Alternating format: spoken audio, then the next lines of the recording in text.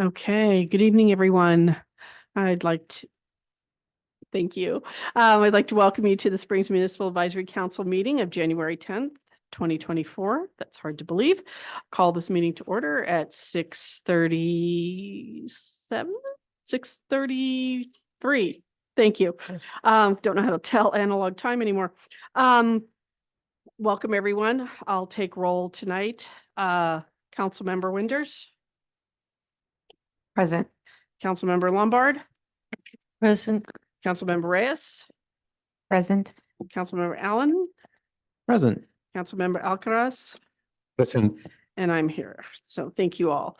Again, just want to remind everybody to participate equally. This is a hybrid meeting, so we do apologize in advance for any technical issues we may encounter. Thank you to Sonoma TV for broadcasting and the tech support, Lynn Marie for taking minutes, Sonoma Valley for the use of the facilities, and our interpreters are Carlos Radillo and Julie Burns, and they're online and you can hear them through the Zoom broadcast. So thank you to them. Just a reminder that this is a volunteer council and no members are paid for their participation in this work. And that closes item 1, the welcome.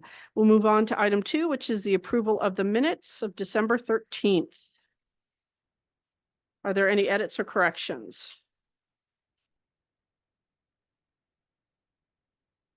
Seeing none, is there a motion to approve? I motion to approve. Is there a second? I second. All in favor? Aye. Aye. Awesome, thank you. This is public comment, item 3 for items not on the agenda. So the way this works is we'll take in-person comments first, then we'll move to Zoom. We'll do a 10-second countdown at the end to make sure that everyone has had a chance to provide public comment if they're interested. If you would like to provide public comment here, please go to the podium, speak into the microphone, state your name for the public record. You have a 3-minute time limit. Thank you for being here and for sharing your thoughts with us. And Karina will set the timer for us when we're ready. And we also, written comments can be found on the Springs MAC website. And we'll open public comment.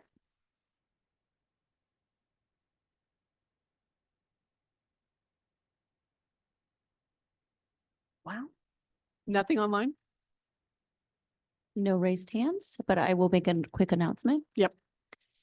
We have Supervisor Gorin, and she'll probably talk about it a little bit later in her update. But we have the grand opening of the East Sonoma County Services Center coming up. We're really excited. And the ribbon cutting is happening on Wednesday, January 17th at 2 p.m. And we have an open house, and we're really excited to welcome the community to the open house. That's on Friday, January 26th from 3 to 5 p.m. The address is 19080 Lomita Avenue in Sonoma. And also Charla Comunitaria is happening tomorrow from 6 to 7 via Zoom. We will be discussing pedestrian and driver safety and how to prevent accidents and what to do in the event that you are involved in an accident or you witness an accident. We will have Sonoma Valley Fire District representative there tomorrow, as well as CHP representatives and Director of Public Infrastructure. And this is an all Spanish community conversation. I will make my announcement in Spanish as well. Antes que nada, queremos anunciarles que el Centro de Servicios del Condado de Sonoma va a abrir sus puertas próximamente. Tenemos la apertura el día 17 de enero, es un miércoles, a las 2 de la tarde. Y tenemos la casa abierta o apertura el día 26 de enero, de 3 a 5 de la tarde. Y el nuevo centro se encuentra en el 19080 Lomita Avenida, aquí en Sonoma. Y mañana tenemos la charla comunitaria, es totalmente en español. Estaremos hablando sobre la seguridad del conductor y del peatón, y también qué hacer para prevenir un accidente o qué hacer en caso de que sea testigo o sea involucrado en un accidente. Eso es mañana de 6 a 7 a través de Zoom y Facebook Live. Tendremos representantes del Distrito de Bomberos del Valle de Sonoma, de la Patrulla de Caminos y el director del Departamento de Infraestructura Pública del Condado de Sonoma. Gracias. Thank you, Chair Terry. Thank you. Still no comments online. Okay, we will close public comment. On to item 4. So Joe Hardiman submitted his resignation during the holidays. We wish Joe the very best. He has new responsibilities and a young family and had to make some decisions, but we were really grateful for his time here. So we thank him for his service. So we will need to nominate a vice chair. Chair nominations will take place in March. And, but we do need to elect a vice chair tonight. If anyone is interested in nominating anyone on the council for that position. I would like to nominate Councilmember Allen.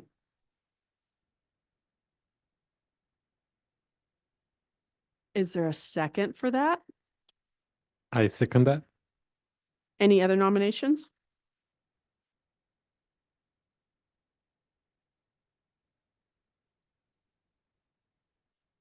Any public comment?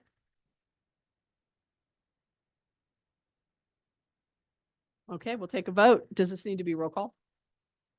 Okay. All right. So the nomination is for Councilmember Allen to become the vice chair. Councilmember Winders, Yes. Councilmember Lombard, Yes. Councilmember Reyes, Yes. Councilmember Allen, Yes. Councilmember Alcaraz, Yes. and Councilmember, oh, me, yes. All right, passes. Okay. Welcome, Vice Chair Allen. Thanks. Thank you. Oh, I thought they took it away from me. Okay, chair update. So we have one vacancy with Councilmember or Vice Chair Hardiman's departure. We'll also have another vacancy with Councilmember Iris not reappointing. We're in the process of seating 2 alternates, and we believe that they will be here at the February meeting. So we're excited about that. So just, join us. We're a fun bunch. We'd love to have some more council members. Also, we'll be thinking about our goals for 2024. The annual update will be presented, I believe, at the February meeting on the annual report, rather. And also, I just hope that everybody had a peaceful break and really glad to be back in action. So thank you all for being here. And is there any public comment? Moving right along. Okay, Supervisor Gorin. Hi, what would you like to share with us tonight? Well, the wind blew the Prius down the valley. Man, it was windy and cold today. And as we look at the weather nationwide, maybe worldwide, we are reminded that January is really challenging. And sadly, there was an avalanche in Palisades today. Even though they don't have a lot of snow in the Sierras, apparently there was enough. And at least 1 person was killed. So, and we look at the devastation and the significant storms and the incredible snow that's being dumped in the Northeast and the storms in the Southeast, reminds us that we should drive very carefully and appreciate living in California, where it's just windy and a little cold and maybe some rainy, which we appreciate. The update from me today is that the board did have its first meeting yesterday. We elected David Rabbit as our chair for the year, Linda Hopkins as vice chair, and Chris Corsi as pro tem. Obviously, I should be vice chair this year, but I took myself out of that rotation because I'm not going to be chair next year. I'm going to be retired. Yay! But it was, we also reviewed the calendar of significant items for the year. It will be on our consent calendar next, the week of the 23rd. I will probably forward you what we received in our agenda yesterday, because there are things of note that you should take note of. rental protections, just cause eviction is moving forward slowly. And I don't know, it just whirls around. Tree protections are sort of coming forward. And but I think our incoming chair would like to have fewer meetings, shorter meetings, and maybe resist the temptation to add items to the agenda. And that'll be a little bristly for me that wants to put in items that are important to the community. For those of you who were not there, and there's probably most of you who were not there at the State of the Valley, I know Fred was there at the State of the Valley message last Friday. You can review the comments of Congressman Mike Thompson, myself, and the two mayors, past mayor and current mayor of the city of Sonoma.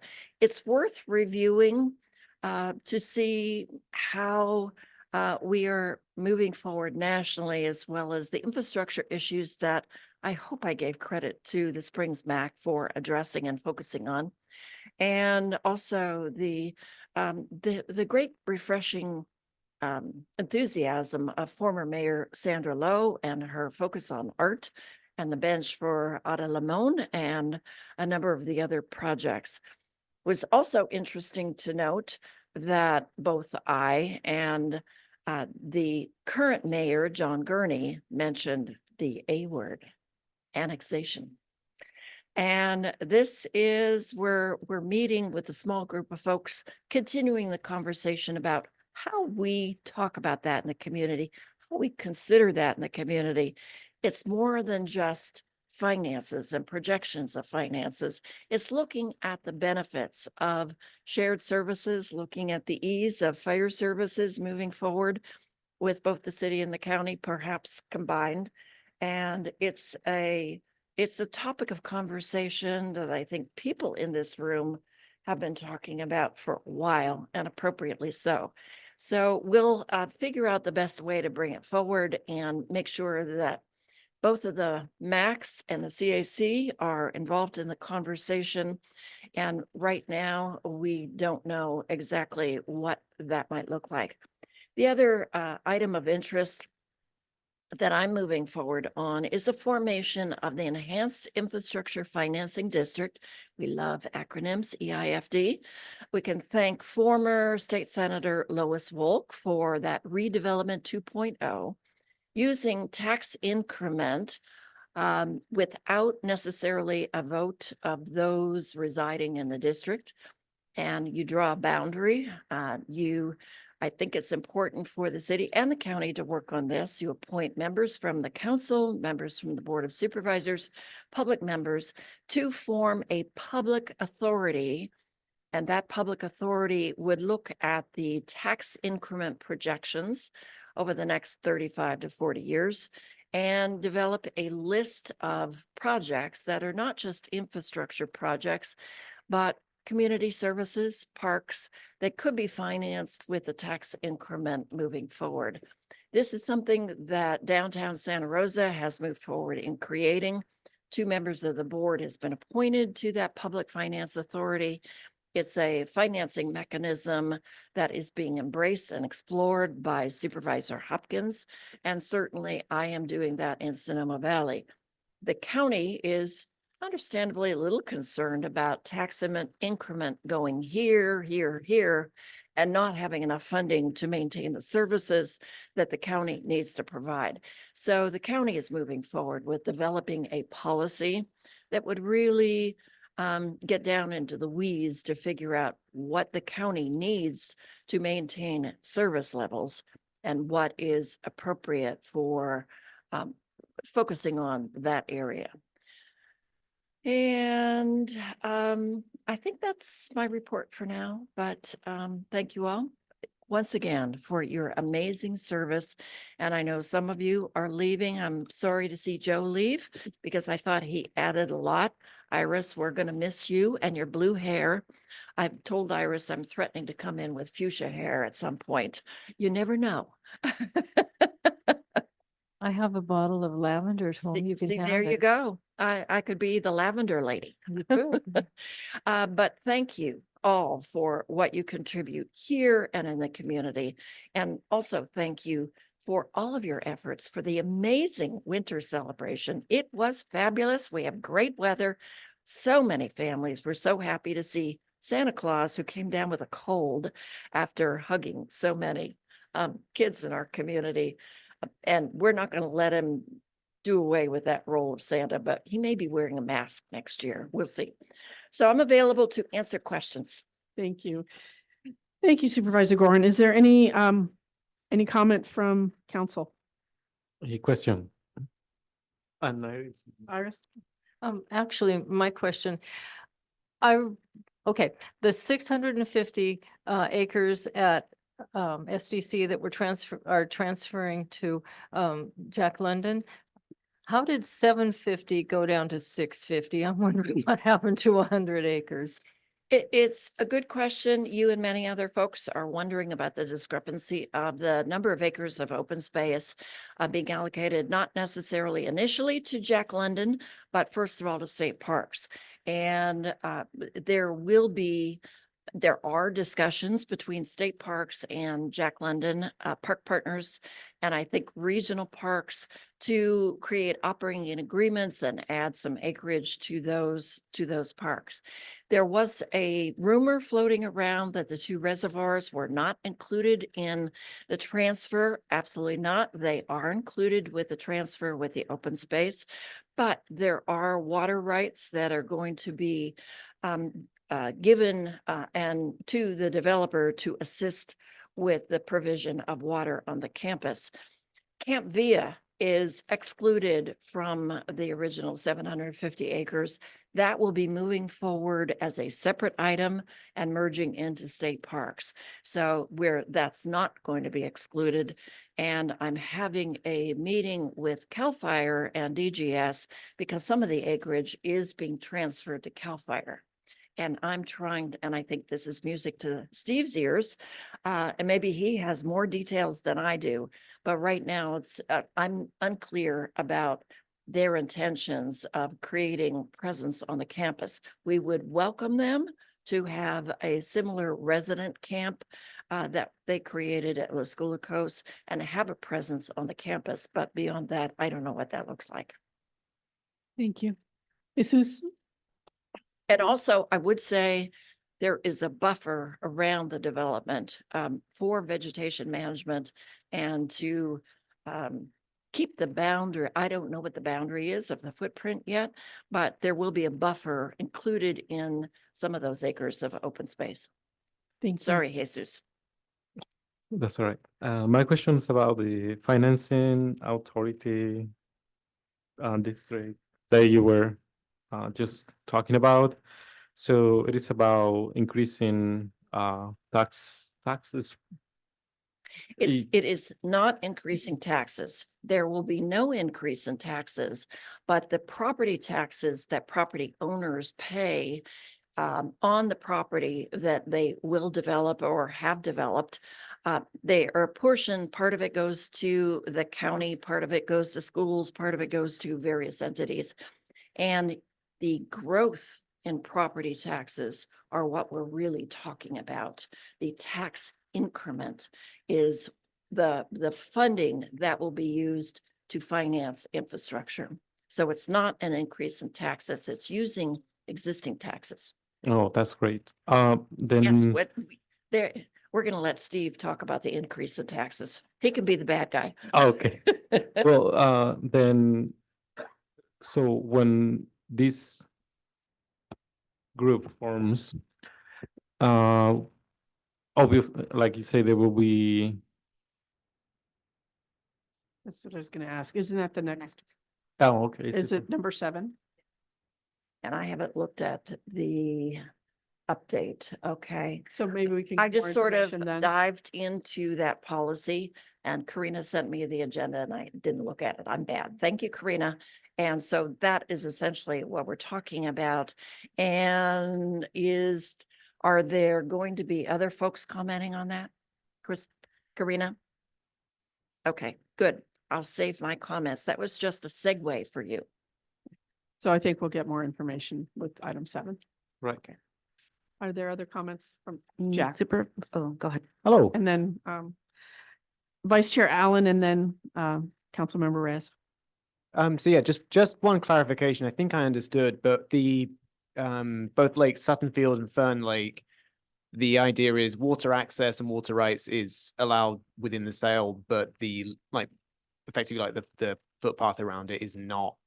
It's not up for The two development. reservoirs are included with the open space, but the water rights associated with the water and the management of the water between the two reservoirs is another consideration, and the developer and the Valley of the Moon Water District and Sonoma Water will have conversations about how to actually monitor and how to actually provide the water to the retail customers on the campus.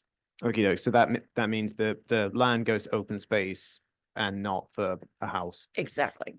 Okay, cool. Thank you. I was a little nervous that we're going to be developing houses around the reservoirs. Nope, that rumor is squelched. Thank you.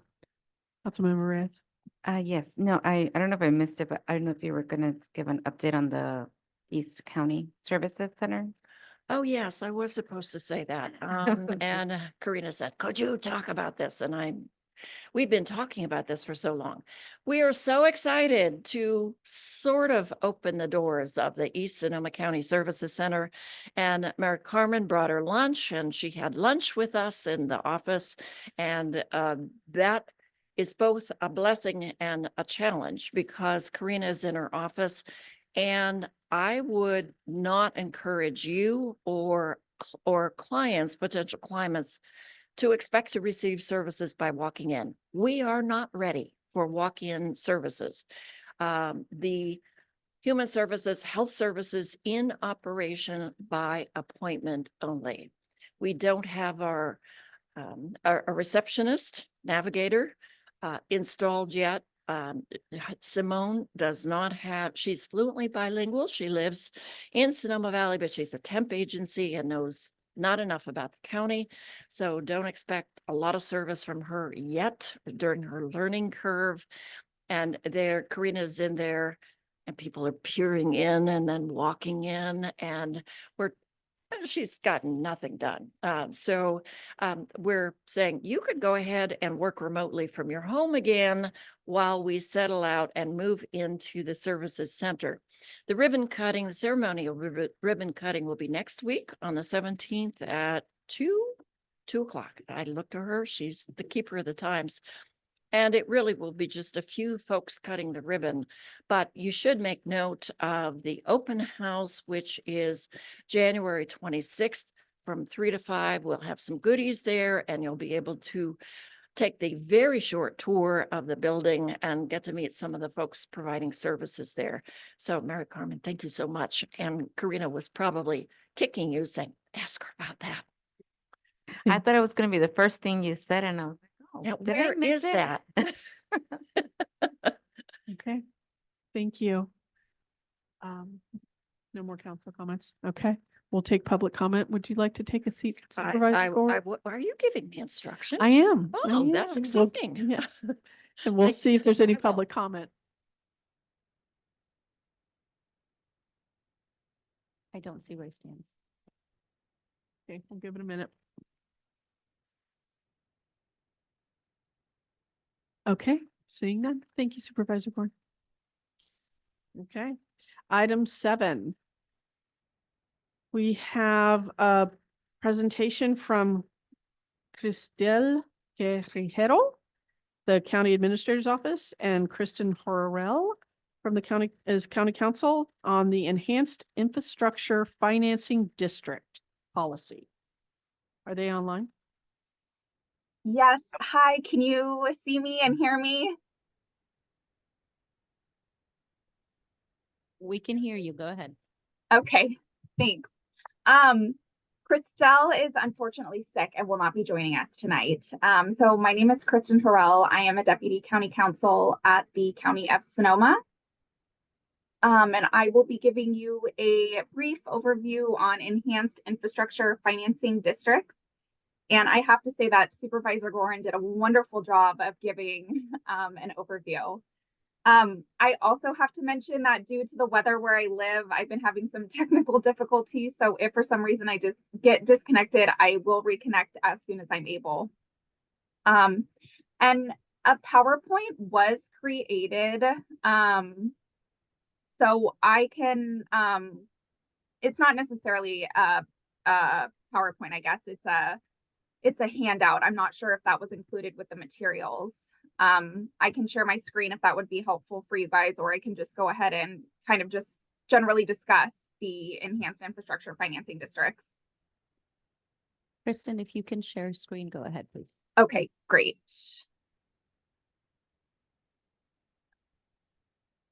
Okay.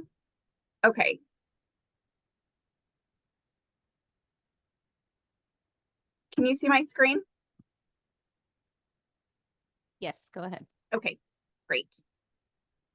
So enhanced infrastructure financing districts were established in 2014. They were seen as an alternate to the redevelopment agencies, which had been dissolved a couple years prior. And enhanced infrastructure financing districts are a separate government entity within a designated district boundary.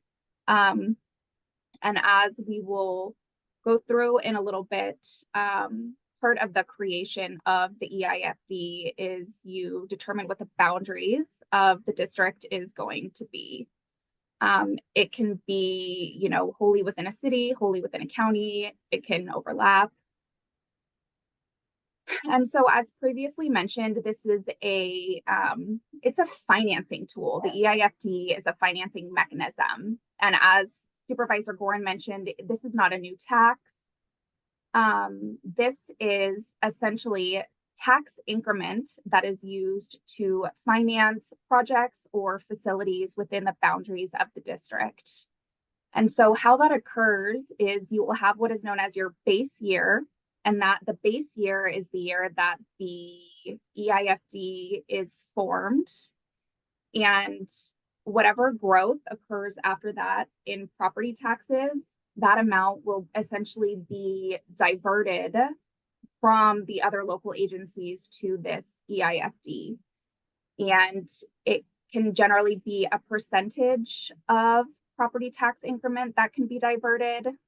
So for example, if you were to have an EIFD with both a city and a county, both the city and the county would be able to determine what percentage of tax financing increment they wanted to contribute to the EIFD. So they would essentially be able to set what amount of financing they wanted to contribute. There are specified projects that are eligible to be financed with the tax increment. On the screen that you'll see, these are some of the facilities that can be financed. Affordable housing is one of them. So if any housing is going to be financed with the tax increment, it has to be affordable housing. You'll see, you know, roads, highways, ramps and bridges, transit facilities, parks, recreational facilities, and open space. There is a government code section that is listed at the bottom of the screen, and that government code section specifies the exact projects that can be eligible with the EIFD. And one important thing to note is that property taxes that go to school districts are ineligible for financing the EIFDs. So it's only the property taxes from local areas, excluding the school districts. And how an EIFD is formed. Sponsorship, which I think was meant to mean the formation of the team, and the team meaning what local agencies are going to make up your enhanced infrastructure financing district. So the city, the county, a city and county together. There is currently an EIFD that is in the works between the city of Santa Rosa and the county of Sonoma. It's in the early stages. And then also, also for your team, there's generally a legal counsel and a financial advisor, because some of the steps that need to take place in the future are very detail oriented. Feasibility, what that means is you want to, define the boundaries of your district. You want to estimate your tax increment financing, so you'll have a general idea of how much funding is going to be available to the district. You could identify facilities and projects that may want to be financed by the EIFD. You will do outreach to the elected officials, because depending on what agencies are going to be part of the EIFD, those, whether it's city council members or board of supervisor members, they will make up what is known as the Public Financing Authority, which is the body, it's essentially the legislative body of the EIFD. It's the board that runs that entity. And then you'll need to reach out to the affected taxing entities and also to residents and property owners. The public, as I mentioned, the Public Financing Authority is the legal entity that is essentially the board of the EIFD. It governs the EIFD. That has to be created at the outset of the EIFD formation. And there are specifications in the government code that says how many council members and board of supervisor members need to be on the PFA if it's a joint city and county EIFD, or if it's only a city council, or if it's only a county EIFD. There are specifications as to the makeup of this Public Financing Authority. And the Public Financing Authority will adopt a resolution of intention to establish an EIFD. And that kind of kicks off the establishment of the EIFD. So then there will be a draft infrastructure financing plan that's established, which is essentially the investment plan of the EIFD. And it very clearly lays out what the projects are that are going to be financed with the tax increment financing, and it will lay out the plan for the EIFD. EIFDs can be in existence for a period of 30 or 45 years, but no more than 45. And then before the EIFD, or excuse me, before the infrastructure financing plan can be adopted, there are public hearings and protest proceedings that need to occur. There's 3 public hearings that need to take place. And at that third public hearing, there's a protest opportunity. And so if there is a majority protest, the EIFD would not be formed. If there is a protest between a certain percent of individuals that reside within the boundaries of the EIFD district, it could potentially go to a vote of those individuals within the boundaries of the district as to whether or not they want the EIFD to be formed. And if there's no protest, then the EIFD can go ahead and be formed. And then you will get your formal approval of the infrastructure financing plan, and your EIFD will be formed. And then there's some steps that need to be taken after that, such as information being submitted to the Board of Equalization. But once all of that occurs, the property tax increment will begin to be diverted, and the projects or facilities that were designated within the infrastructure financing plan can start.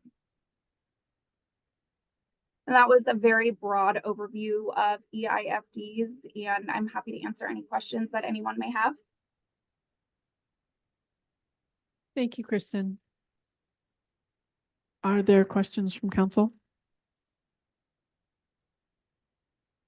Question. Hi, Crystal. So basically, the formation of an enhanced infrastructure financing district will be the people that will be basically future telling on deciding what is this happening in this designated area. Like, are these the people that are going to be basically telling us what infrastructure is going on and what's happening and what not? Or is that kind of clear, or is it people that sorry So if my question is not clear? if I understand your question correctly, the individuals that will be deciding what projects are going to be financed are the Public Finance Authority, and that's the legislative body that's created to govern the infrastructure financing district. And how that is created is set by statute. So it's generally members of the legislative body of the affected taxing agencies, whether that is the city or the county. And then there's also a couple of members of the public that get to be appointed as well. And that body is the one that will make those decisions. I had a question. You said, what I heard you say is funding diverted from other local agencies. What does that mean? Essentially, it just means that whatever the amount of the tax increment financing that is set for the enhanced infrastructure financing district, it just goes to this entity. So a little bit of tax increment will be taken away from the local agency that is funding that is the affected taxing agency for the EIFD. I'm not sure what that means. So can you give me an example of a local agency that might be affected? So, for example, if there was an enhanced infrastructure financing district between the city and the county, when I say the city, excuse me, I mean the city of Santa Rosa and the county of Sonoma. The city of Santa Rosa and the county of Sonoma would each determine the amount of tax increment financing that they wanted to commit to the EIFD each year. So let's say, it's 0.15. Let's say the county of Sonoma, this is purely hypothetical. Let's say that the county of Sonoma wanted to commit 0.15% tax increment financing to the EIFD. That 0.15% would not be part of the 1% property tax that was allocated to the county of Sonoma and would instead go to this EIFD. So they would have to make decisions about who's not going to get that 0.1%. Correct. And who makes those decisions? I would have to presume that it's the legislative body of the affected taxing agencies. Okay, thank you. And I would just add that that is the reason for the county-wide policy on EIFD, sort of setting the stage for the conversation of the various districts that may be formed in the future, knowing that we need a basic level of financing at the county to finance the services that we provide, which is what we're talking about is property tax growth, not taking away funding that we already have, but that's assuming that in an area that's building and growing, such as the Hannah Center and STC, this is a base level, and that property tax increment or growth could be pretty high depending on the amount of growth. And so we would consider what percentage of that growth that is going to the county could be allocated to the EIFD. All of this is going to be transparent.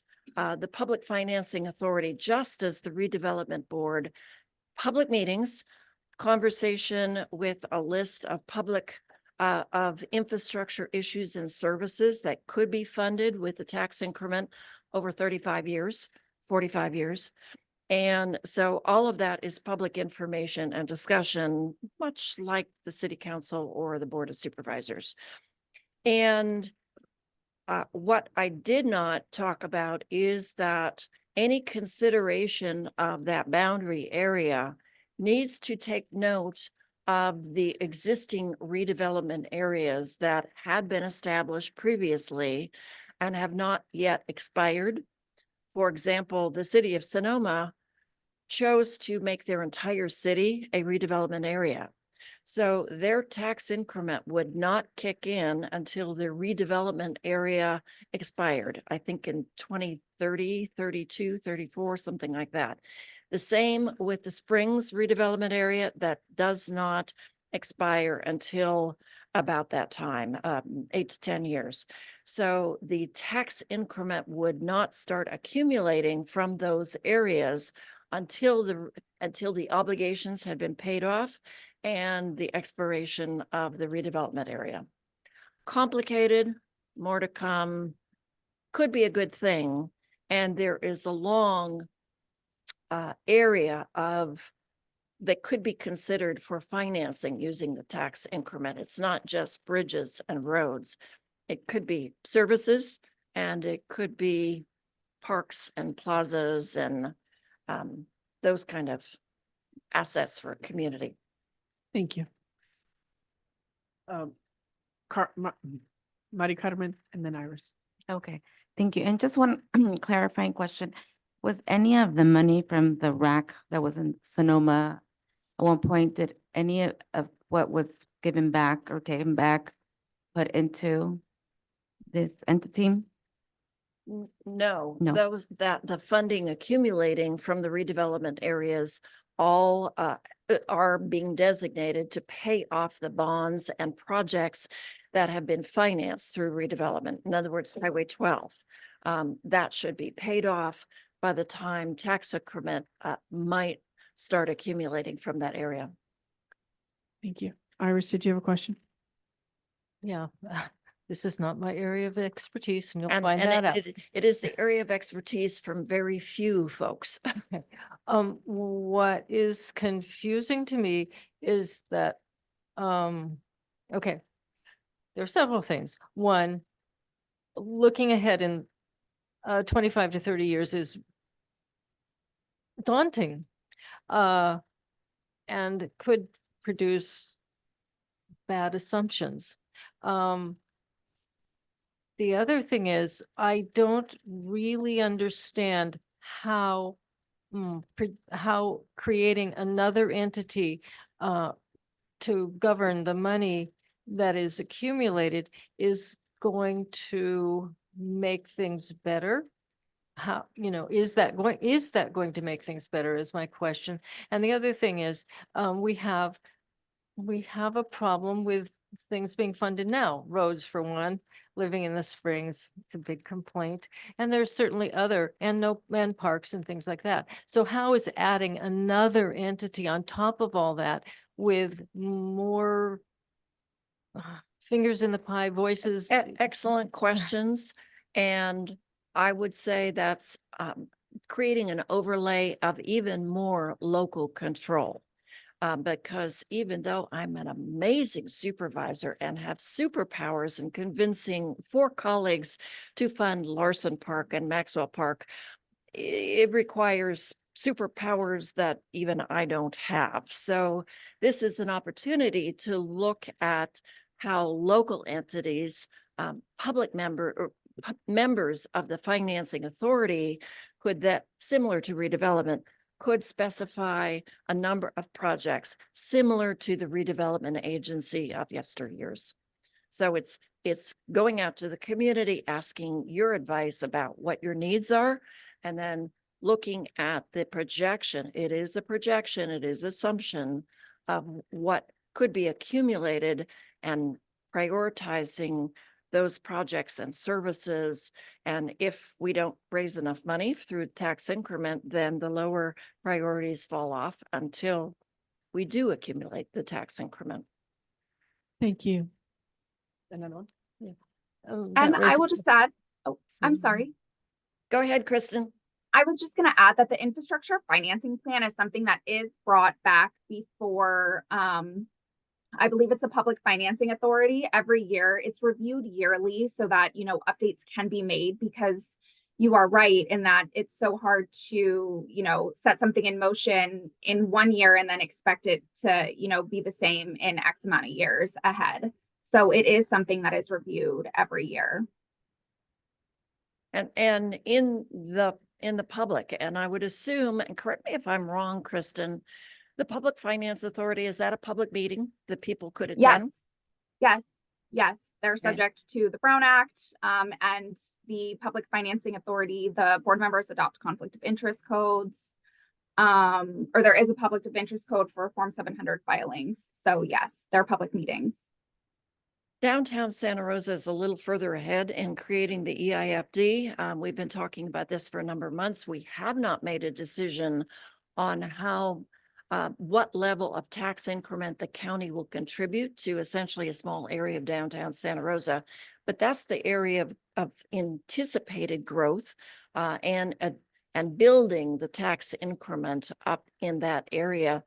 2 members of the city council were appointed. Supervisor Rabbit and Supervisor Corsi were appointed by the board. So they meet with the council members, and a public member was appointed, our former Director of General Services, Caroline Judy, who is a Wonder Woman at Facts and Figures and Building. So she was appointed as the public member and to bringing that expertise.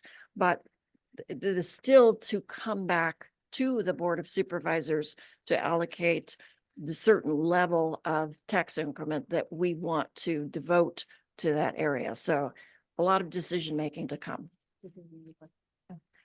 And as you were talking, if there's going to be public input, and that's built into the process, but one problem with public input is that basically people with more time on their hands or more, as we call free time, are the ones that can come and make the comments. And will there be some process built? My question would be, can there be some process built into it that would allow for people who have, For many more outreach, community responsibilities? Outreach. Yes, And I would assume that that is going to be essential, especially in this area of Sonoma Valley. Okay, thank you. And Well- just really quickly, my understanding is that the infrastructure financing plan gets mailed to every resident within the boundary of the district. So it should be, the plan itself that is being contemplated should be available to everyone. And hopefully there's a way to provide written comment, which would help with that. Thank you, Jeff. Hey, so yeah, one thing that I'm slightly confused about is this a thing that is going to effectively start in approximately 8 years, and this is the preparation because our boundary hasn't expired? In certain areas, that's true. The city of Sonoma, that's certainly true because their entire city is part of the former redevelopment area. A very small sliver of land in along the Springs corridor is redevelopment.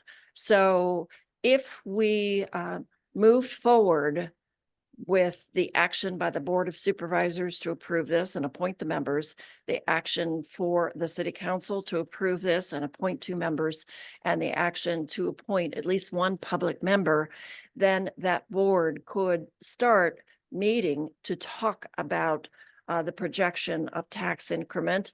And that is where the auditor controller's office comes in, because you specify parcels that might be included in the boundaries, and then you can have a projection on existing property taxes with an assumption of future property taxes over a period of time.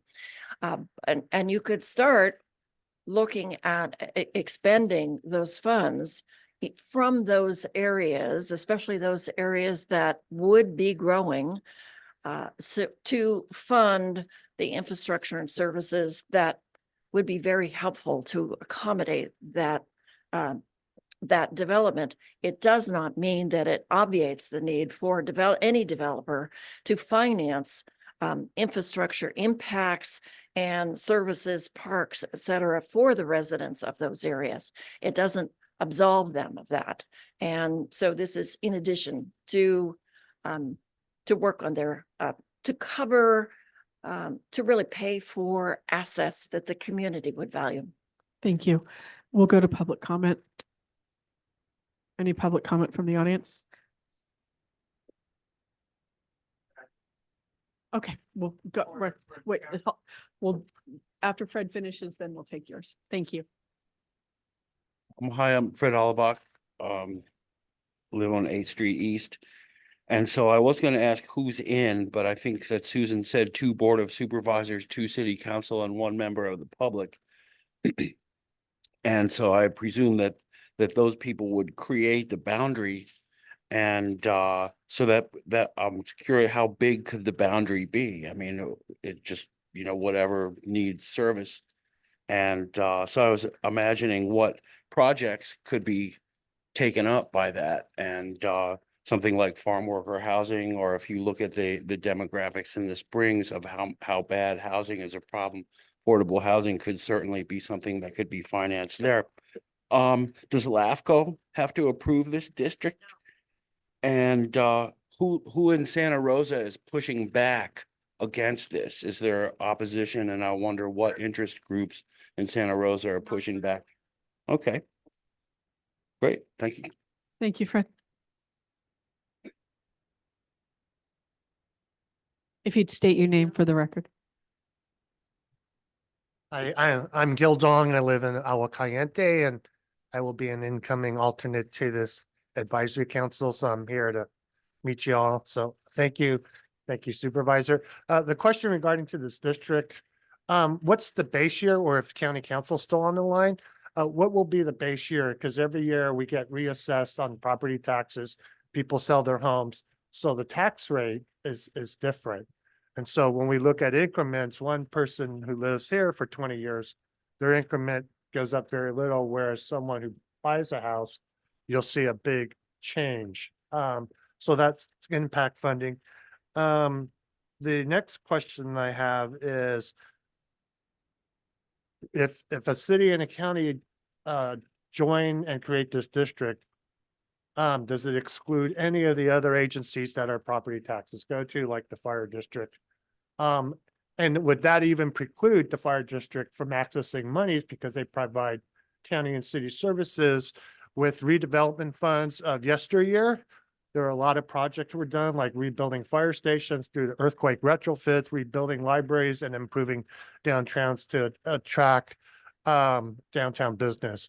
So that's some of the questions. And I think as we move forward, because this is really early on in planning, that showing what every property tax dollar goes to the different agencies would help people understand, and then that type of impact.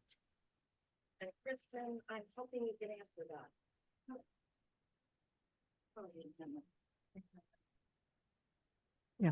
Kristen, did you follow the 2 questions, and can you you're right, Gil, we are right at the beginning of considering this, and there are a lot of questions and information that needs to be broadcast and communicated pretty effectively. But Kristen, can you answer the question about other agencies who receive tax funding, fire services and schools? And then the baseline year. And the baseline year. Yes. So my understanding is that was the question if a special district could be part of the actual EIFD itself.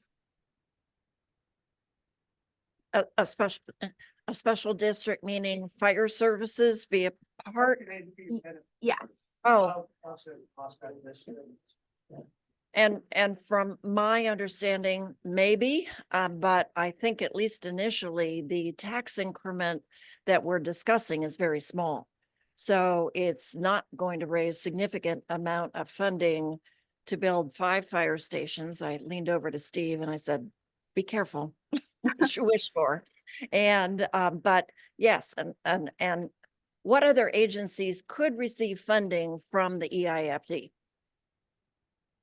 So in terms of the formation, my understanding is that there are other local agencies that special districts that could be a part of the formation with either a city or a county.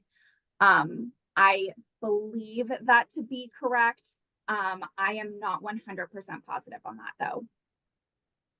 And then in terms of a base year, the base year would be the year that the district is formed.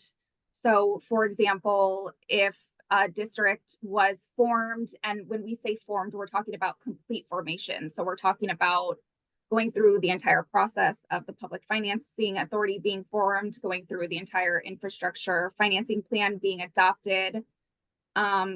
If that is done, if that was done in 2025, in June of 2025, then that 24-25 would be your base year for the property tax increment. So it's the year that the complete formation of the EIFD is completed. And even though I would like to just jumpstart this and have it be operational as quickly as possible, the reality is the city of Santa Rosa has been at this for now 6 to 8 months. They're not operational yet. So it is a long, thoughtful process and calculations of projections of exactly what Gil and Kristen talked about. For the house that was owned for 20 years, the tax increment is going to be very, very tiny. And the point of redevelopment and this is to capture the tax increment for new development in particular. Thank you, Supervisor Gorin. Are there any comments online? No raised hands, Chair Charlie. Okay, I'm going to close this item then. That's probably a good idea. Thank you all for your attention. And we are just at the beginning of this conversation. More to come. Okay, we're going to take a 5-minute break and we'll be back in 5 minutes. Thank you.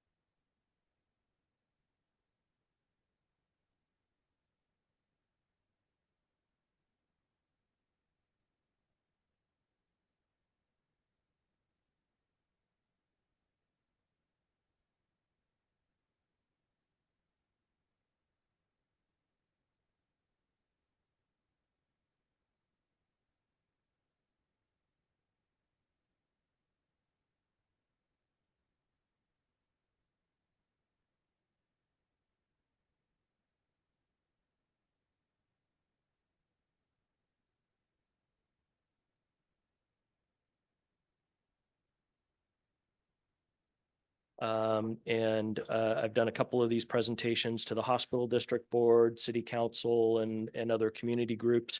And just want to inform and impress upon what those benefits might be if this measure is successful. So these efforts started as a result of the 2017 fires that I know our community was deeply, deeply affected by. The fire service leadership saw a need to increase services, increase capacity. We've addressed a lot of different shortfalls that we all experienced in 2017 in terms of alert and warning, vegetation management, fuels reductions, a lot of different programs, and increased response is one that we feel very strongly that in 2017 we did not have adequate response resources to deal with the fires and the evacuations that were needed at that time. So in 2020, 4 years ago, hard to believe it was that long, we put forward Measure G, which was our first effort to improve the fire response and vegetation management and our services. It needed 2/3 to pass and got 65+%. So we missed that 2/3 threshold by just a little bit, unfortunately. We did not have a great campaign at all for that measure. And so we came back and as we are apt to do, we started reconsidering, okay, what went wrong? The need didn't change. We've certainly experienced more fires since 2017. We had the Wall Bridge and LNU lightning. We had the glass fire. So our community's been fire affected now for 6 years or more. So the need's still there. And so what we've done this time is through the County Fire Chiefs Association, which I have the honor of being the president the last 2 years, we have retooled, kind of reloaded and reimagined this measure that will, I think, be more comprehensive. And we chose a little bit different tact. So this time, instead of it going through the County of Sonoma, which was problematic for a lot of people in our polls, just kind of that distrust of the big, no offense, Supervisor Gorin. This is not reflective of your leadership, but going to the big machine was something that people and voters didn't really identify with. But when we talked about local fire chiefs and firefighters putting forward and crafting a measure for this, the response was a lot more positive. So what we did this time was we did a citizens-based initiative, and we got a lot of community support and grassroots, and we did a citizens-based initiative. We gathered signatures, just about 30,000 signatures over the summer to put this measure on the ballot. And we were successful with that. So this measure will go on the ballot. This time it only needs 50% plus one for passage instead of the 2/3. We are still hoping and confident that we will get across the 2/3 threshold this time. We do have a separate from the County Chiefs Association. We do have a campaign committee that is actively fundraising, and you will be seeing a lot of campaign associated signages and materials coming out here in the near future. But what we really did this time was we realized the last time we were maybe a little bit more quick to respond to what happened in 2017, and for all the right reasons, but we maybe didn't take as much time to develop the measure and to develop the support and the unity that we needed to make this measure successful, or as successful as it could be. So what we've done in the last couple of years is we've really worked hard to get the fire service all on board with this. Lots of stakeholder engagement, communications, everybody, every fire agency in this county, their fire chief, their elected members, their labor representatives have been actively involved in crafting this measure. So we have something that has broad and deep support throughout the fire service. Again, really, really strong local 1401, our local here, local 3593, super, super supportive of these measures, and they're the ones running the campaign. Let's see. Couple other key points to this. There's 6 categories that these funds can be expended on by the individual fire agencies. It's wildfire prevention, preparedness, veg management, recruitment and retention of local firefighters, important upgrades to essential equipment and facilities. Through this measure, we will be able to either build or significantly upgrade 30 fire stations throughout the County of Sonoma. So this measure is intended as well. We will hire over 200 firefighters and paramedics to provide service in the county. The history, very briefly, of this county is we're in a transition. We had largely been a volunteer-based emergency response system for fire and EMS, especially in the rural areas. And there's just not the funding available to the rural areas to be able to provide career firefighters and paramedics to provide that essential service. So this is the way that we feel that we can provide service equity to both the rural areas and reinforce some of our suburban and urban areas within the county. So all of us take our roadways to go visit our beautiful coast or the mountains and other areas within the county. And this will provide increased services. Unfortunately, if an emergency should happen and any of us or our families are in those situations, we're going to have a much quicker and more a deeper response to those emergencies. We also established through this measure an independent oversight committee that will be representative of the county, cities, labor, fire service, and citizens at large, including the Sonoma County Taxpayers Association. Each fire agency will be required to provide an annual report on revenues received and how they expended them. Bad actors will not be allowed to continue in that process.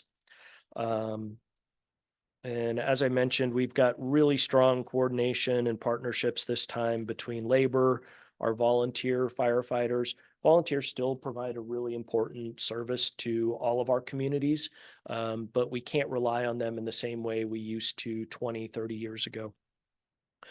We also have really strong support from Fire Safe Sonoma, our city managers, our mayors and council, our board of supervisors, as well as civic groups and others. A couple of things that I want to highlight here specifically for us in the Sonoma Valley. If this measure is successful, we will add a third ambulance, transport ambulance to the valley. Right now, we have 2 paramedic ambulances that provide all of the service to the valley.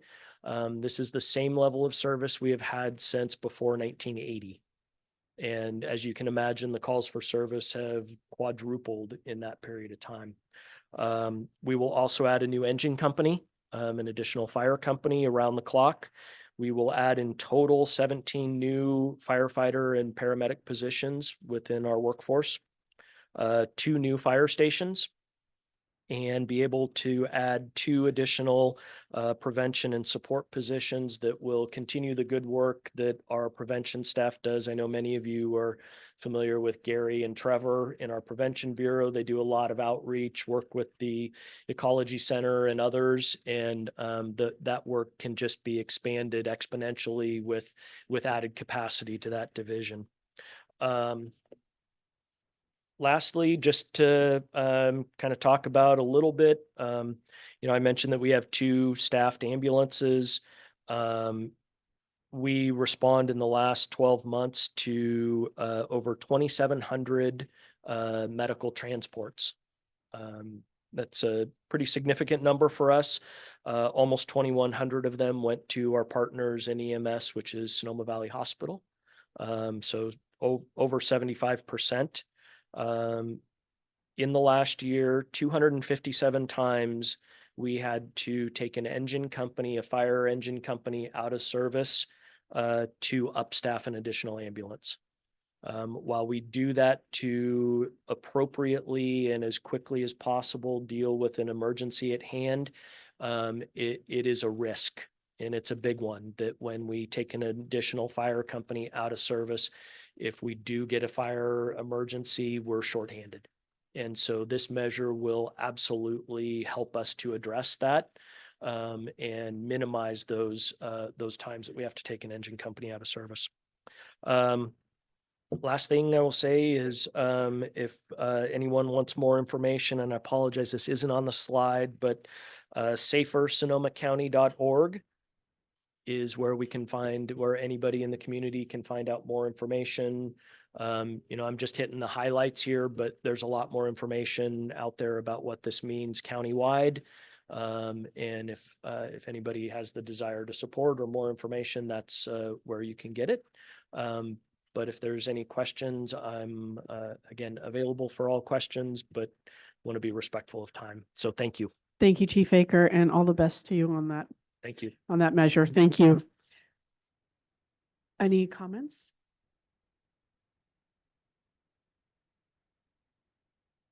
Thank you. All right. Any? No?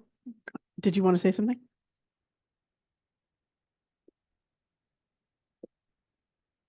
I'm asking council for comment. Okay. Okay. Is there any public comment? No raised hands. Okay. Thank you again, Chief Aker. you. Did you want to say something, Marty Conrad? I'm still confused. Yes, Okay. I did, but not related to what he mentioned. That's why I wanted to give opportunity to the attendees first. So on behalf of the Springs Municipal Advisory Council, we would like to recognize Sonoma Valley Fire District for their support with the Springs Winter celebration and being the drivers of the Sleigh of Santa. And they did a really good job bringing him from the North Pole. So thank you so much.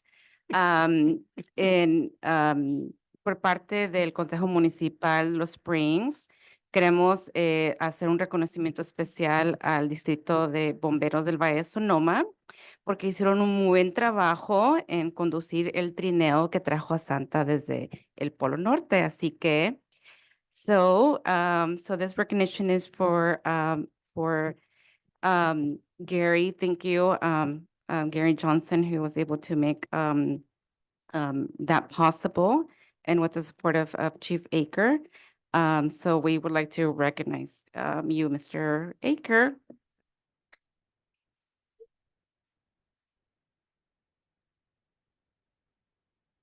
Thank you very much. We're honored to be a part of that and be a part of the community and to see the smiling faces, even after that long trip from the North Pole, was well worth the trip. So thank you so much. Thank you, Chief. Okay, we will move on to item 9, the Green Belt Alliance Wildfire Buffer Pilot Project. All right, that was a lot. So we're gonna receive a informational presentation from the Green Belt Alliance on the Wildfire Buffer Pilot Project in Boys Hot Springs.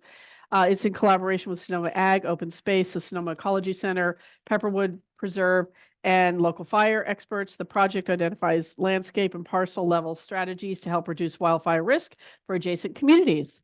Thank you. Thank you. Thank you all for having me. And thanks, Karina, for bringing up these slides. I think there is in downloading them from Google Slides to PowerPoint, there might be some formatting issues. So that says Wildfire Buffer Pilot. But next slide, please.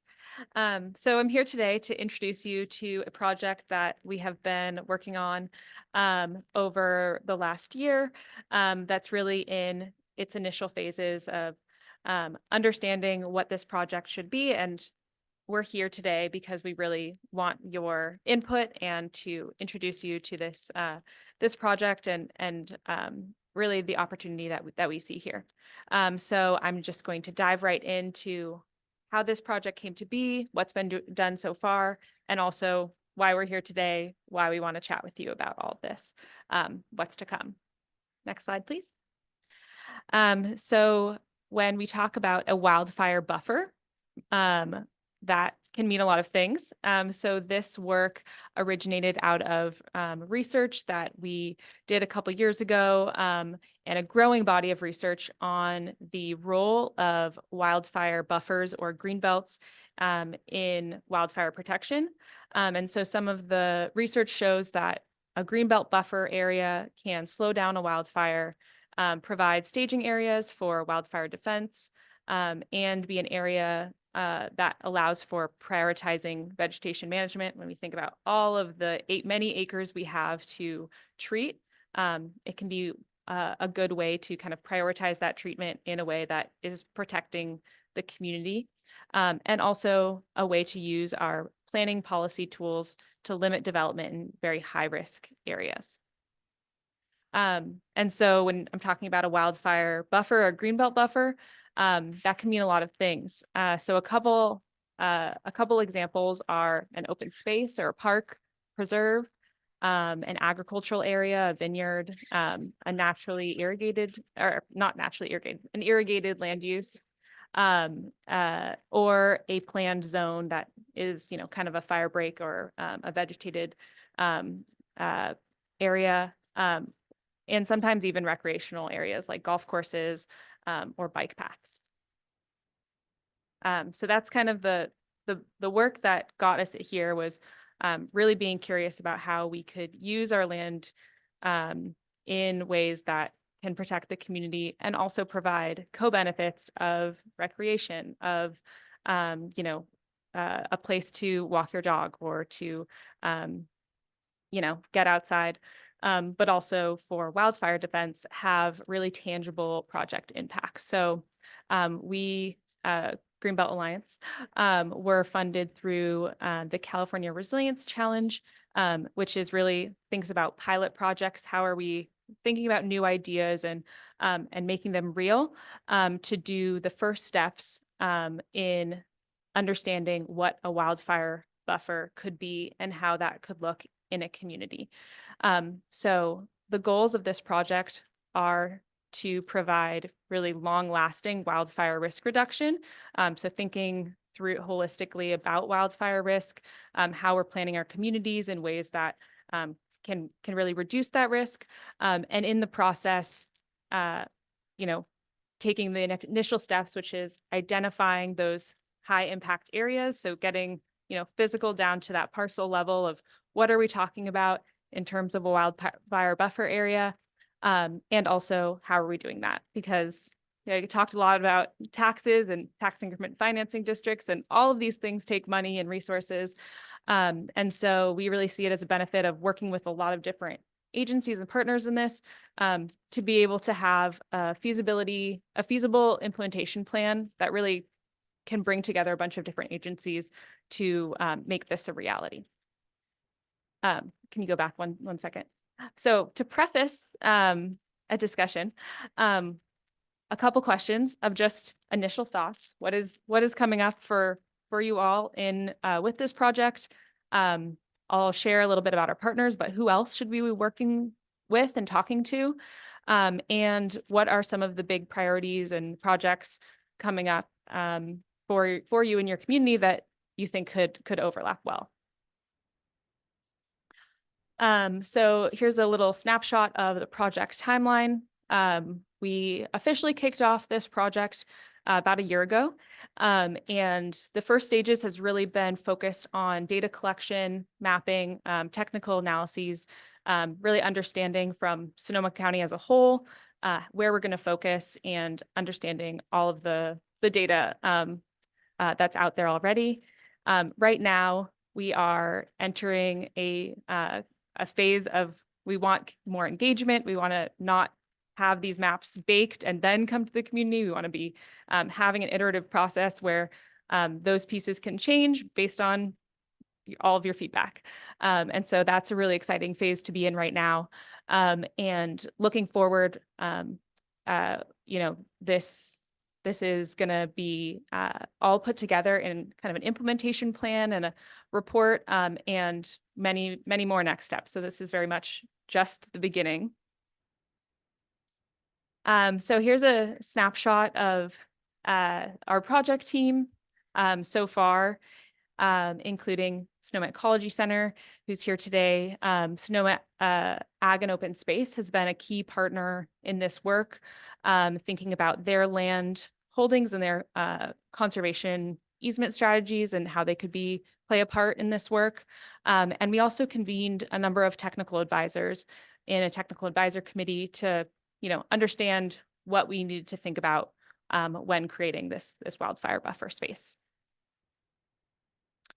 So I'll get to the point of why am I here?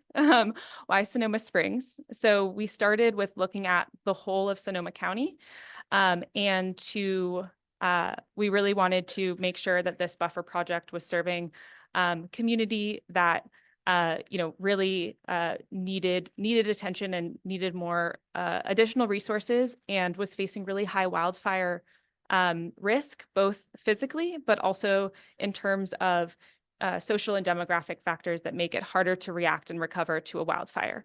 And so through a data spatial mapping process, we were able to look at the whole county, limit that down to a couple places popping up that really had these high wildfire risk, but also proximity to these wildfire vulnerable communities. And then we kind of did the soft sciences of talking to a lot of folks to see what work was already going on. So of course, Permit Sonoma is doing a lot of work with BRIC grants, and fire agencies are doing a lot of work. And so we wanted to make sure that this wasn't redundant, right? There's so much going on. We don't need to be another thing. And so the Springs was an area that really popped up as an opportunity with that combination of very high wildfire risk and dense communities living nearby. And we saw that opportunity there. Next slide, please. So I don't have to, I know all of you are probably familiar with this map, but I wanted to show it mostly to point out another piece that we found really interesting in looking at the historic fire boundaries, that you see that the vineyard and irrigated areas really provided a natural buffer space. And so part of this project is understanding where there are naturally occurring land use types and buffer types, and how to support that, how to plan around those naturally occurring land use types, and also integrate more. We need more spaces that can strategically slow down wildfires, but also provide staging areas, provide access areas, and be places where we really focus attention on, vegetation management and wildfire protection.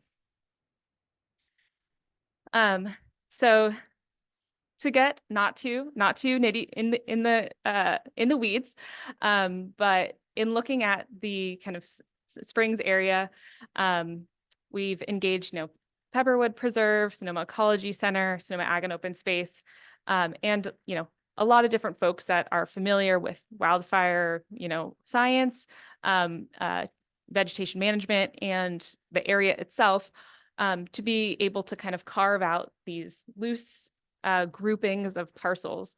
And we did this because we really found a need to not see everything all as kind of like, how do we tackle this all at one time, but instead break this apart into, you'll see the kind of hatch zone at the bottom. I can't even see the colors from here, so I don't assume you can, but it's kind of a WUI zone, a zone where you have smaller parcels coming up against housing, and that's often a huge challenge because there's a lot of people involved. And so that's really, next slide, please. There, I circled it. I knew I wouldn't be able to read that.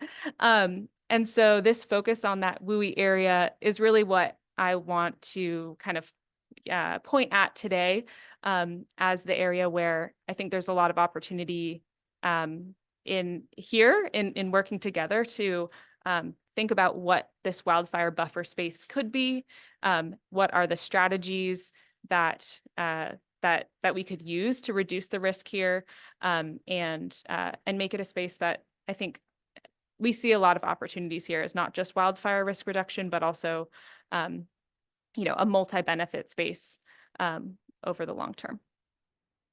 So what's next? That is a very quick snapshot of some of the work we've done over the last year, but we're really excited to be talking to folks more and getting engaged with the community to hear how this can be more aligned with ongoing work, more aligned with the priorities and needs that you see in your community. And so we're working with Sonoma Ecology Center to really kick off some of that work over the next few months. And following up that, we see an iterative process. So that feedback would go into those maps that you just saw with those groupings, making sure those are responding to the input that we get, and into creating an implementation strategy. So how does a wildfire buffer come to be? We see that through a number of different strategies, likely, conservation easements, prioritized vegetation management plans, planning policy changes. So, thinking about overlay districts, or how we can use our planning toolkit to help achieve some of these goals. But all this is premised on the fact that if we all come together and say we want this. So this is just right now, it's an exercise in seeing whether this is a good idea, whether it's a reality, it can be a reality, and who are the right people to have involved in this process. So I would invite Sonoma Ecology Center, Caitlin and Eric, if you want to come up, and we have some prompting questions, but very open to to any feedback here. So I'll let you. I'll be extremely brief. I'm Caitlin Cornwall with Sonoma Ecology Center. My colleague here is Eric Schus. So we're going to be diving in a little bit deeper. We've already started talking with Gary Johnson about this project and talked to Avram based on your recommendation. The only thing that I want to say is that we would really like to connect with you and then with some people that you might know who could help us understand more about the land in the hills of the Springs so that we can make a more specific informed plan. And we created a little tiny survey, very, very quick survey that we would like to ask you to interact with. There's a QR code right there that will take you to, what is it, like 5 questions? And it just asks a little bit about whether you're a landowner or a renter and whether you have connections to other people like neighbors or email groups or organizations that we could connect with to get talking about the specifics. And the whole point of this is really to be of service to the Springs. There was a beginning of a Springs Fire Safe Council, and it's not really active anymore.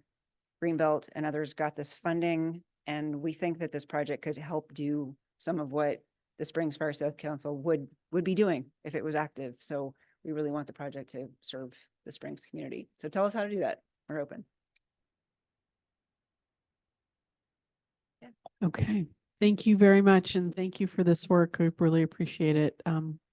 This is a big part of the MAC. It's one of the reasons I joined the MAC was to help with this area. So thank you. I'm wondering if there's comments or questions from council. Celeste? Yeah, I just want to second that. It's really important, especially here in the Springs, during the 2017 fires. It was very clear that many of our community here in the Springs were sheltering in place, not out of choice, but because they didn't have transportation to get out. And they were very stuck.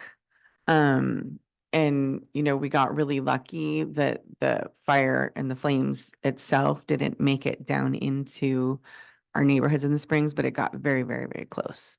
And it was really scary for our community members who wanted to leave and couldn't, because they were sort of watching it coming at them.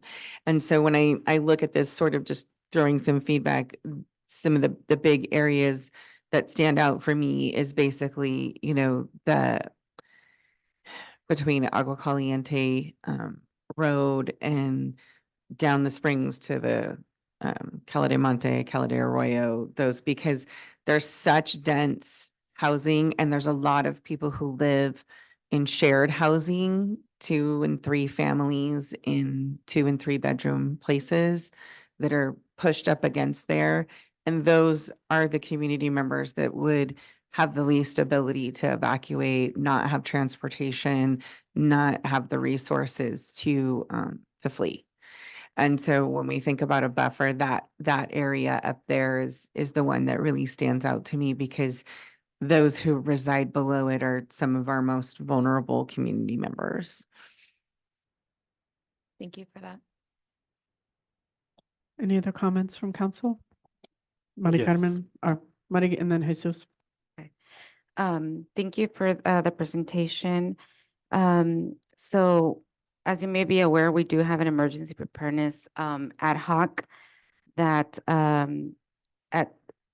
this one is 2.0, but at the beginning we did have the original one where we were able to create the Map Your Neighborhood for the Springs, which at one point was under the Ecology Center. So thank you for that. Right now it's not under anything, but it's still trying to live on. So I don't know if there's any potential to work together. We do, at some point, we also did create a task force that we need to reinitiate. But we'll be talking more about the update for emergency preparedness in general, but that might be an opportunity for the emergency preparedness ad hoc to work on. Thank you. As far as people that you should be including, I think, our nonprofits in the area. I'm sure you've heard all of the names, but La Luz, we've got the health center, the school district. Those are some folks that should be at the table, I would imagine, that are centrally located in the Springs. Any other comments? Yes, Sorry, Jesus, I cut you off. so I'm thinking back about all of the people that presented today. I think that we can all agree that they're all correlated in a way because they in a way talk about future and project and projections, and I think that for the well-being and safety of the people in this the community in the Springs is top priority. So but it also kind of it can also we can also disagree in certain aspects because when we talk about buffer zone, green belts, it's so often people often mistaken that we're gonna have green belts, but then we're not gonna have other resources that the community needs. For example, like infill housing, that it also creates more people in the community, or and so I will strongly or recommend that you work with the organizations that are working on building more housing, for like the HANA project or SDC project or the project next to Faha, all of those people, so that you can agree upon on safety and buffer buffer pilot, so that people are secure and these projects that are yet to happen are compliant with your visions. Thank you. Yeah, thank you so much for bringing that up. I think the this was a focused presentation just on this technical thing of a wildfire buffer, but I think the conversation we really hope to have is about all of those needs, like, the relationship between housing and wildfire resilience is so close that the type of housing you're in and that housing security is important for wildfire resilience. And so won't take up too much time, but I'm really, I think we're excited to have a really robust conversation about all of those priorities and what can fit into this project and what we can advocate for elsewhere too. So thank you for your time. Iris and Muddy Kahneman both have comments. My question is, if a buffer was created, from what I know, the hills to the east, are big properties. Is it possible, not everyone wants to make it an ag preserve and something like that, or even would qualify, I presume. If someone had 40 acres or whatever, and it came down the side to where it really abuts the housing in the Springs, would it be conceivable that the part of their property that was really at that edge could be part of an easement that would go with the property, and that when it was sold, that it would remain a green belt? Is that even conceivable? I Thank think you. if I might answer your question in a more general sense that, there are, in working with Sonoma Ag and Open Space, they're an agency that is more specifically focused on conservation easements and vegetation management as part of their, mission. And so we're definitely looking at how to pursue those opportunities of, permanent conservation and management. But we know that that's not going to be enough, because we can't ignore, ag users or we're private landowners. And so we want to make sure that we are making the connection and providing resources and a strategy that includes private landowners, and thinking about, policy tools, but also, how to connect with funding, how to incentivize participation in a buffer project that doesn't just say we're going to preserve this land for, and that's the only tool, but how do we piece together all these different tools we have in our toolkit so that we can really add up to wildfire protection. And so that wildfire WUI zone that I kind of circled is just one piece. But above that, I think there are more opportunities in the hills above for some like grassland, conservation that, parcels that are large and perfect for like a conservation easement. But there's also tons that will need a little bit more kind of coming together, making, figuring out what works. The kind of the hard pieces that don't exactly fit on this is your agency and this is your duty right now. And so I think that's something that we're really kind of excited to dive into those messy conversations of what are those pieces that aren't happening right now that are adding up to more risk because there's not one person responsible. Or if it's a private landowner, how do you get them the resources they need and actually what are the barriers right now to them doing the wildfire vegetation management? Because we know we've heard a lot, there has been this gap in a lot of resources, but not a lot of adoption by some small landowners. And we know some of those reasons, but I think overcoming those barriers is really an important part of this project for us. And I think being non-governmental agencies, I think we have we can occupy a unique space in the conversation of being more ready to have some of those conversations and work with both sides of public agencies and landowners. So hopefully I answered your question in a roundabout way. Thank you. Mari Carmen? Oh, I only had a clarifying question. I don't know if I heard correctly when it said that this was mainly focusing on the hills in Sonoma. Was that correct? Or is it inland in the valley as well?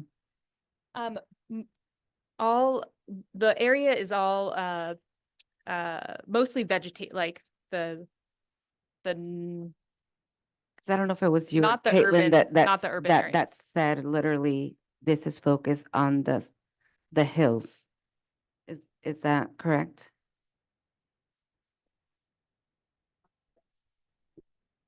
So it is mainly in.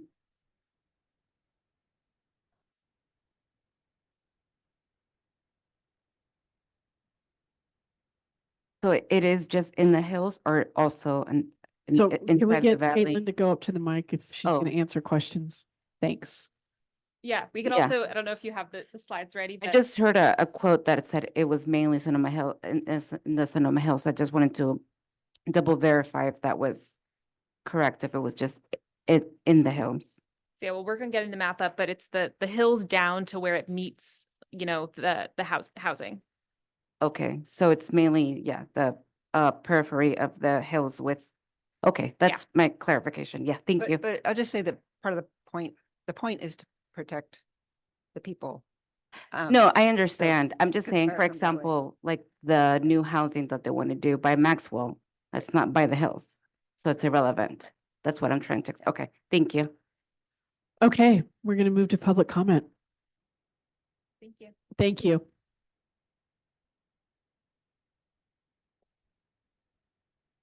Hi, Fred Alabak. This is a very interesting conversation. Sonoma Valley is narrow right in this area and you have legacy, underprivileged community there. And that's an area where burning embers in the high winds can just come, right across that whole area. They came out into even the wider part of the valley. So I think that's the most vulnerable communities in the valley with the highest risk area because it's so narrow there. And so I'm not sure with the burning embers came far out into the wider part of the valley where I live and burned houses down. So when you have high wind events like that, it seems like fire mitigation measures don't necessarily do a lot of good because you're so close to the mountains. So my comment here is that as I've looked at maps of Sonoma Valley and seen how narrow it is and how it widens out, and how Sonoma Valley goes on, the urban service area goes on an axis towards the sewage treatment plant. You get to the southeast of Sonoma, you get to the area where there's the least fire danger. And where it is on an axis with the sewage treatment plant, that would be the appropriate area to build new housing with the EIFD. And to draw the boundary around there so that you have new housing in places that's not in the most high fire risk area.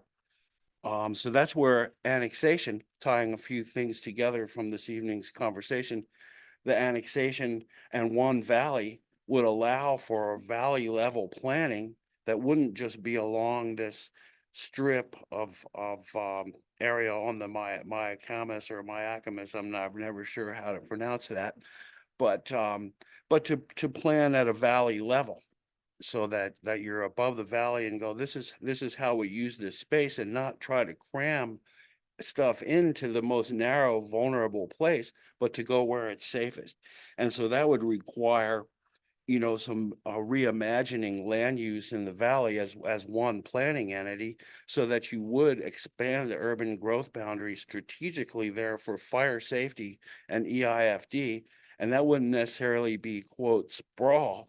That would be safety, that would be equity, and making a planned community, and using our planning toolkit to imagine a valley that was safer and that had more affordable housing.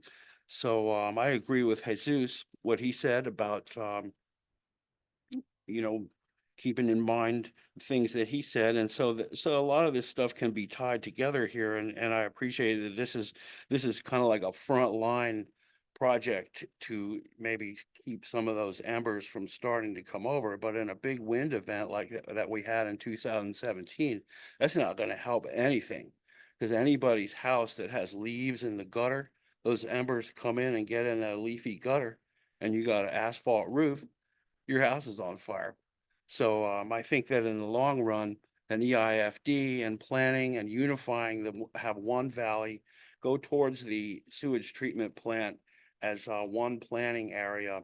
And so that would, the annexation would require expanding the UGB anyway. So this is a reimagining and planning, like we could pretend that we're like in graduate school, and we're looking at Sonoma Valley without Sonoma boundaries, without these things, and go, where are we going to put stuff and what makes the most sense? So I think that that's just some of my thoughts from a lot of time looking at maps. Thank you, Fred. Is there more public comment from our audience? Anyone online? Okay. Thank you all, and we'll close this item. We're going to move on to item 10. And item 10 is consideration for writing a letter of support to, this is a letter of support to Supervisor Gorin, excuse me, advocating for Caltrans pedestrian safety improvements in the Springs, specifically crosswalks and the Donald Street Gap. Are we interested in writing another letter? We've written several. Would we like to write another one?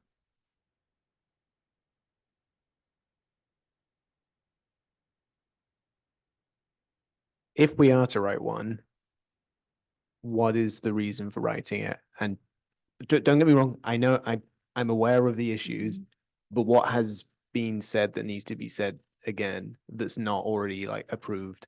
For example, the bridge, the pedestrian walkway is happening. Should it happen sooner?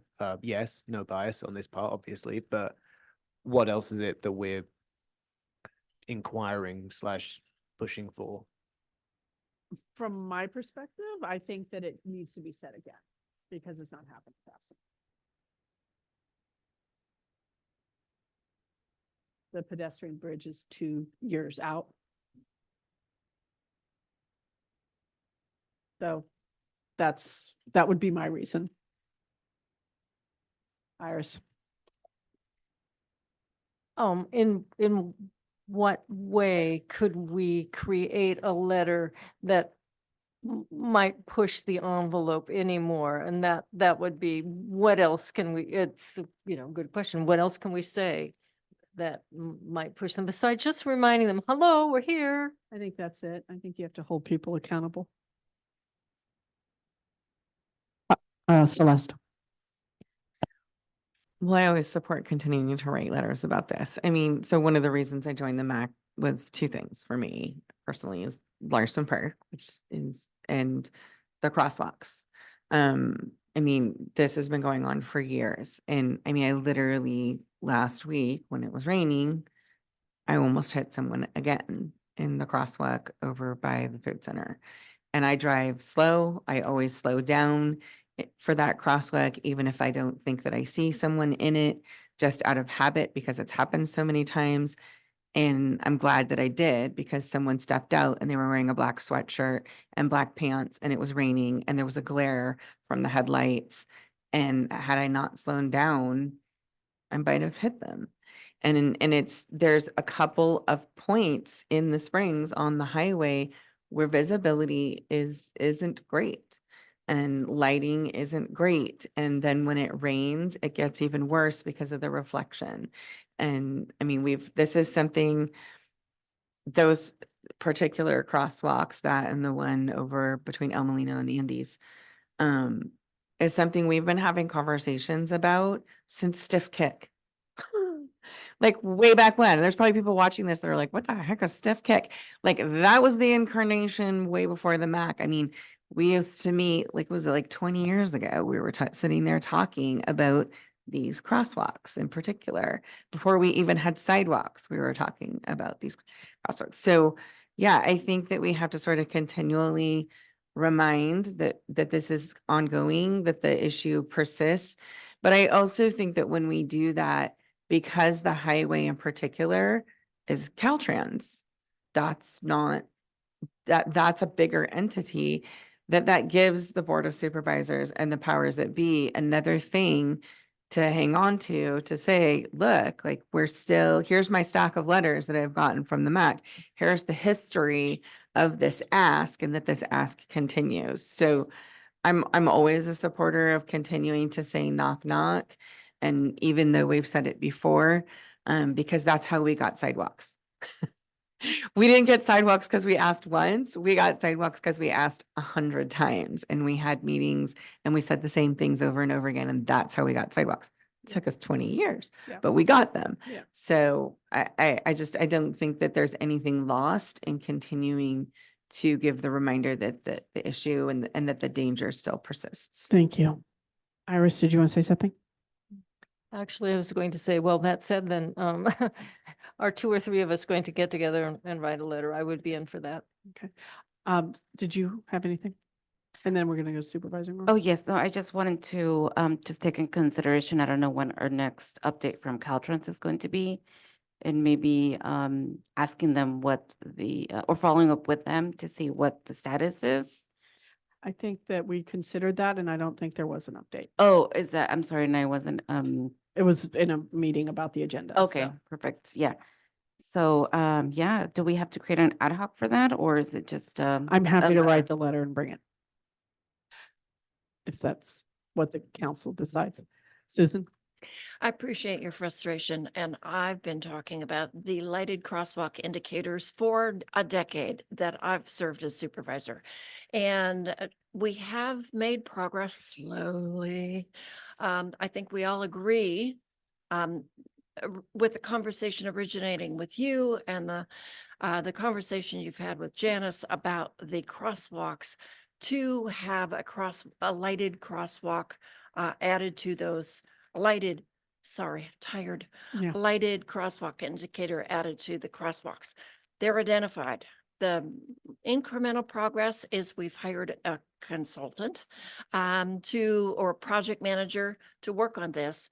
And they have assured me that they will be installed this year. We'll see. And I'll continue to nip at their heels to ensure that they are installed at the four locations this year. we've had multiple meetings with Caltrans, and again, moving mountains is really challenging, but they've put on and received funding for phase 2 of the Verano intersection improvements. And those include, and it's a 2-year process, adding sidewalks from Verano intersection north to Donald Street, Hanley Street. And the county has hired a design consultant to redesign that intersection at Donald Street and to look at eliminating one of the access points because there is access from the mobile home, so that needs to be rerouted. We need sidewalks, we need crosswalks there, and widening and retaining walls probably for that undeveloped parcel of land to create enough width for a sidewalk. So that is happening slowly, not fast enough from my perspective, but you know, hope springs eternal. What I would like to see, which is, I've been working with Caltrans, and I think some of you were with me, to get Caltrans to replace the bridge, to widen the bridge, so that we have appropriate safe passages for pedestrian. And you've heard me report, Caltrans said, we cannot replace the bridge because the bridge is in good condition. We have many, many bridges to replace, and they have replaced some. So that bridge is not going to be replaced. The best solution is to hang a pedestrian bridge on one side or the other side or both sides. You know as well as I do that the right-of-way and the amount of space on either side of the bridge is very, very limited. So a lot of vegetation development right up to the bridge. It is in progress, and the good news is there's lots of pieces of good news in here. For the first time ever, Sonoma County Transportation Authority, Sonoma County Public Infrastructure met with Caltrans, and Caltrans really understood the challenges, the scope of the issue, and everyone is agreement that this is a perfect project to get grant funding from the active transportation plan or project plan that is being now circulated by Sonoma County Transportation Authority. We can have consultants, we can have designs, but until we get funding to actually move forward and do something in a more permanent way, the improvements are going to linger, as we have seen with the lighted crosswalks and others. So we are applying for grants, and everybody says this is a perfect project for the active transportation plan, which is moving forward. But first we have to make it shovel ready. That means the consultant needs to do their magic in redesigning the intersection and identifying and doing the design standards for what we want to see. And I wish I could say it happens overnight. It does not. And I want to reiterate, I've been working for 10 years on bike lanes on Arnold Drive to widen Arnold Drive this amount on 2 sides of the road, north and south of the roundabout. I've screamed, I've jumped up and down, I've scolded them. It's going to happen maybe 2025, but 10 years. And I even found the funding for this. It's not to give you any confidence in the county because I'm just as pessimistic and cynical as you. But the good news is, there is good news. You can take credit for the progress that has been made, because it's not just me, it's you and the community really writing the letters. You can write a letter, but it's not going to change the timeline of activity because Caltrans has their own glacial speed, and they will say, this is happening really fast. It's not happening slowly. So you could write your letter, you could send it to the board, you could send it to me, and it may be helpful to you. It might make you feel good, but it's not going to change the progress that is happening.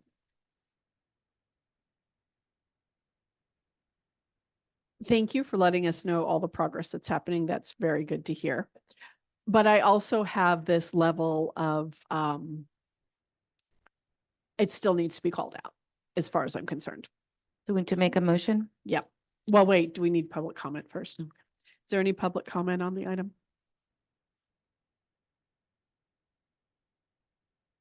Okay. Yeah. And again, I do appreciate all that's being done. So so in the letter, there'll be a thank you note. So Well, I make the motion for a group of 3 to write the letter and led by Ms. Maite. is there a second? I'll second that. All in favor? Aye. Aye. Thank you. All right, motion Chair, passes. Attorney, just, who are the members? Iris, Oh. yourself, and Oh, I don't know. Celeste. Okay. All right, we'll have something for you.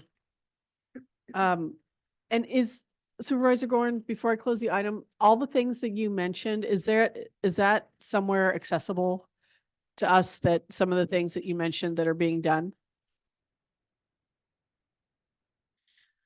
We could respond back to you once you send your letter. We could respond back maybe through SCTA or the Sonoma County Public Infrastructure to say, here is the work that we're planning. Here's the work that Caltrans is planning.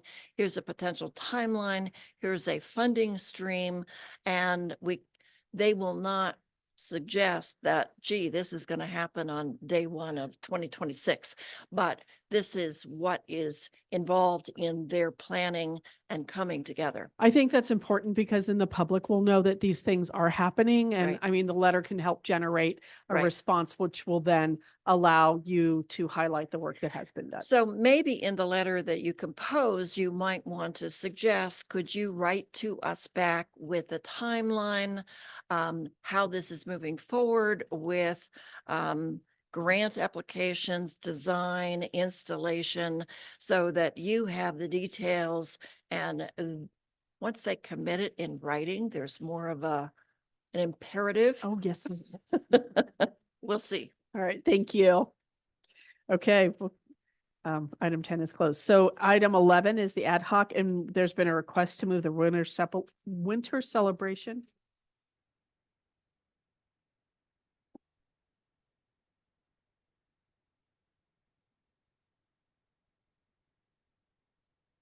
Oh, SBCAC is not on my agenda. that's my mistake. Chair. Okay. Sorry.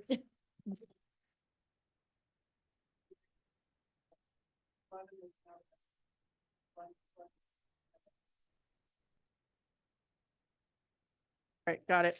Okay, Jack, do you have a report for us? Well, Thank thank you you. for joining. No, we didn't meet. That's that. All right.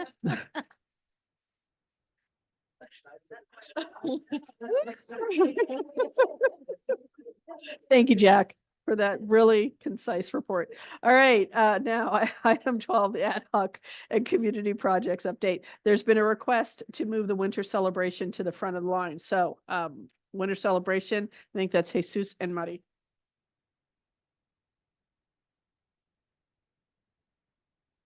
Okay, well, thank you. And Karina's going to put up our presentation. Thank you for your patience, everyone.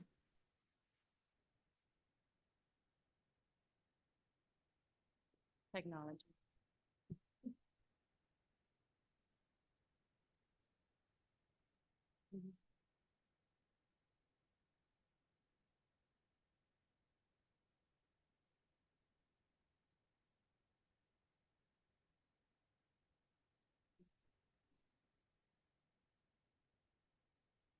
Imagine a very holly jolly audio should be playing right now, but I don't think we have, because that's what the little speaker right there is for.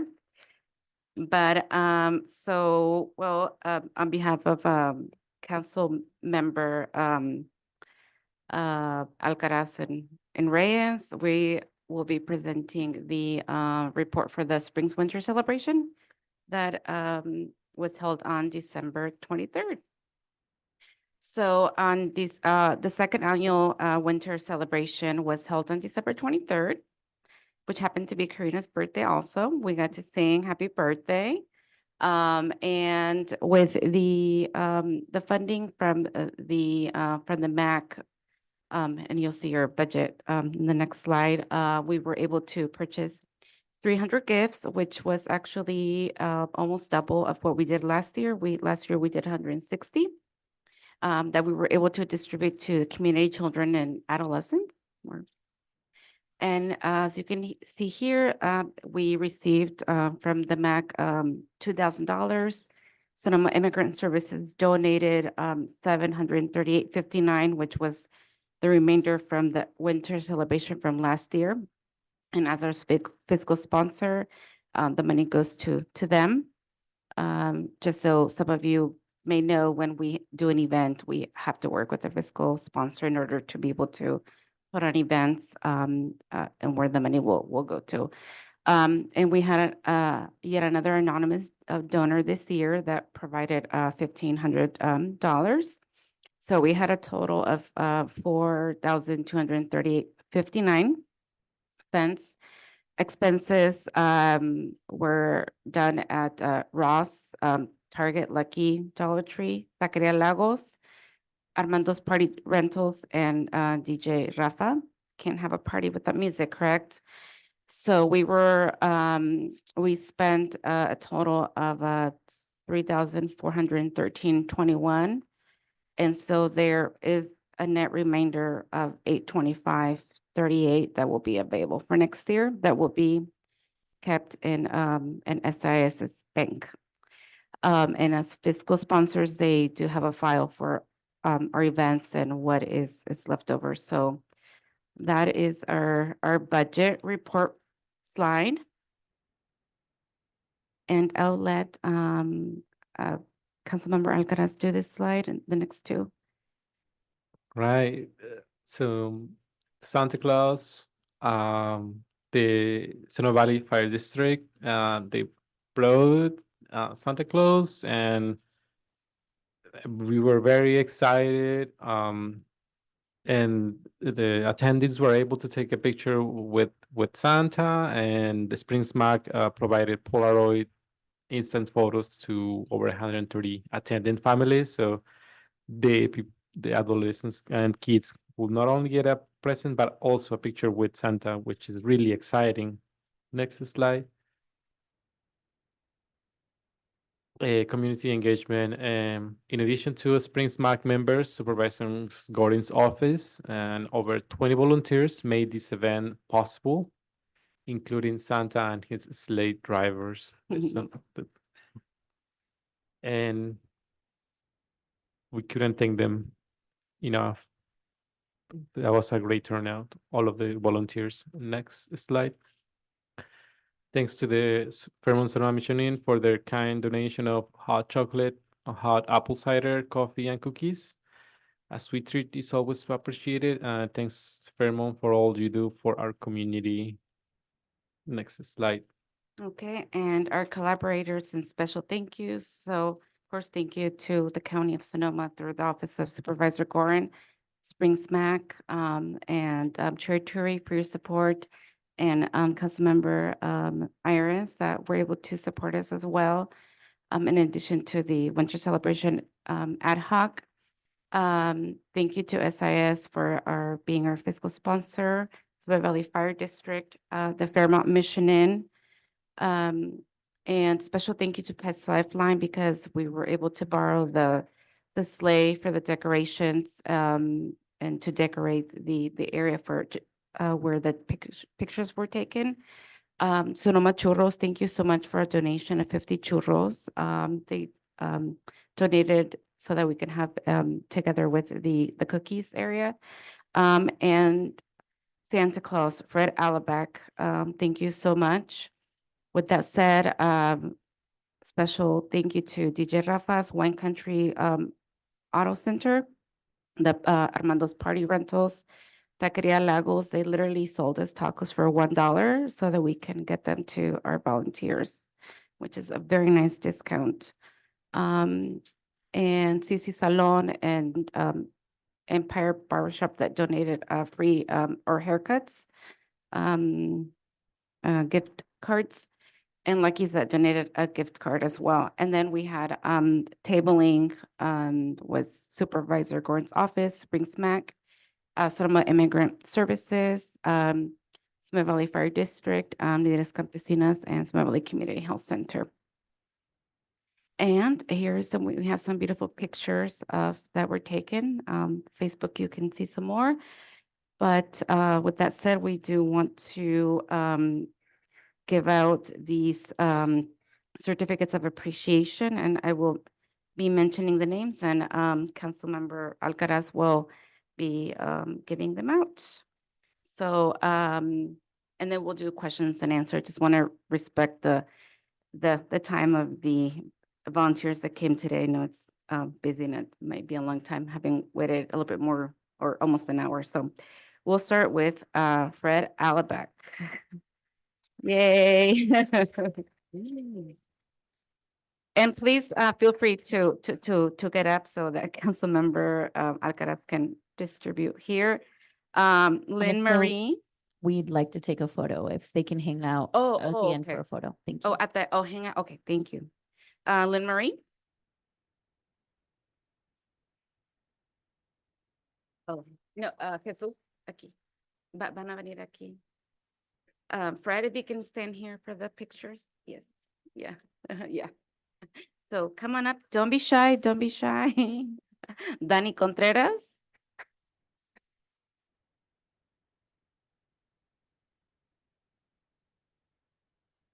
Javier Carrillo.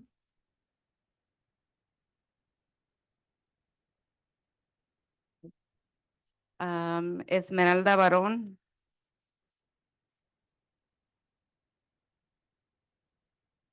Y Sandra Barón no alcanzó, pero no vino, pero aquí está su certificado. Do you want to hold your tías?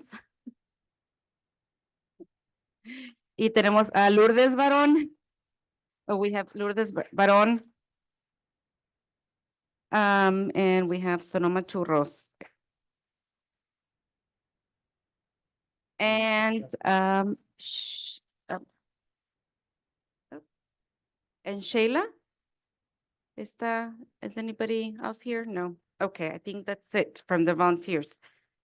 So we have many more, as you can tell, that couldn't make it. But thank you so much for your support. We literally couldn't have done it without you. This is the first year that we had over 20 volunteers that just said we will help, because it was a very tiring year. And must I say that the one that convinced me to do this was Councilmember Alcaraz and the support of Karina, Supervisor Gordon's office. So thank you, everyone.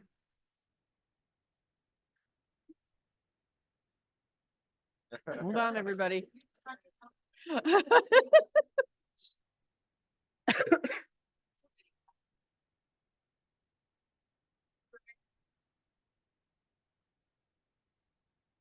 No, it's about them.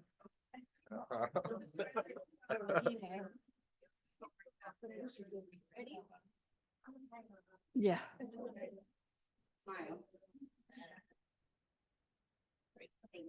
All right. Mil Thank you. gracias. Any more on that topic? Okay.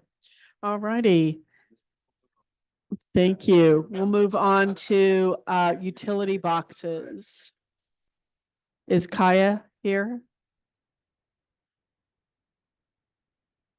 So, Do you want to, yeah, please.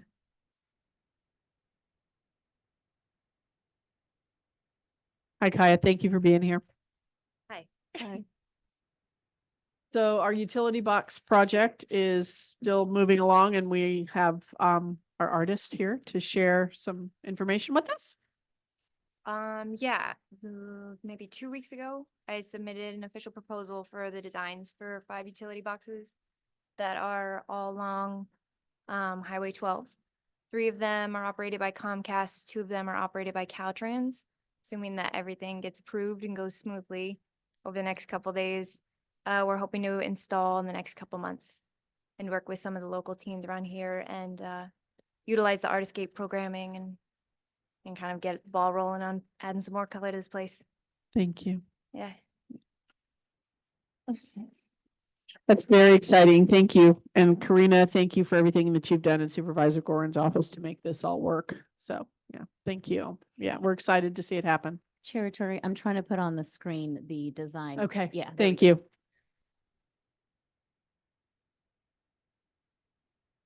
Kaya, feel free to provide any comments as the design Sure. shows up. I included a letter explaining a little bit about like compositionally what was included and my thought process behind it and how the teens will be involved and how I utilize the community suggestions. And as you move through the packet, you're going to find lists with highlighted, all the suggestions that are included in the box are highlighted. So you guys put out a Facebook post, yeah, right? yeah. And so you received community suggestions with some additional suggestions that I received from Supervisor Gorin. So everything is highlighted in pink there with like brief descriptions on the box. Each one is bordered by what's going to be like faux mosaic tiles. So everything's going to be hand painted, but it's going to be made to look like it's mosaiced with like scene in the center. As well as on the top, it'll be mosaiced as well, fake mosaiced. But the teens are going to be included in 2 workshops that we're going to be hosting at Artscape, where they're going to have an opportunity to paint on material called Polytab. It's also called mural fabric. So a lot of those elements, for example, the butterflies in the sun, are going to be painted separately off-site and be installed on the box later. So we'll hopefully get as many hands as possible on the project, and it won't limit how many people can actually be on site. The designs primarily were inspired by Lotteria cards. The game Lotteria, it's like Mexican bingo almost, who aren't familiar. And we kind of expanded on that idea and took that color palette and grew within that to create kind of this really fun, vibrant, bold feel with some recognizable imagery. I think it's going to be super cool. It's very awesome. Yeah, it's very exciting. And they're all visible from the road too, which is really nice and accessible by the sidewalk. This one in particular is across the street from Flowery Elementary School. So that's a really fun one for kids to walk by. And it's wrapped around, it's a scene that's wrapped around the entire box of a creek and people interacting with the wildlife and stuff.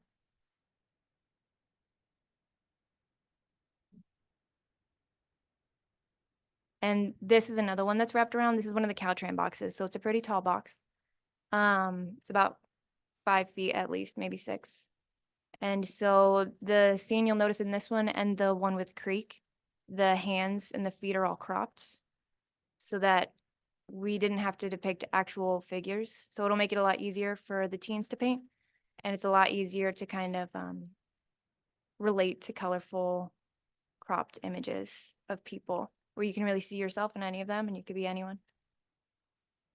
Through the chair, Kaya, I believe you also worked so that one box sort of relates to the other, so you might find something that connects each box. Yeah, so they're cohesive as you're walking up the road. You're going to find elements that are found in each box. So you'll see the pink fish that are in the creek. You're also going to find those fish on the side of the moon box.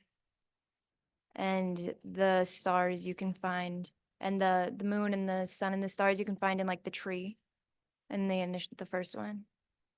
Yeah. So they're like hanging down as ornaments. You can kind of see there. So they're all connected and it kind of tells the story of the springs and the surrounding area.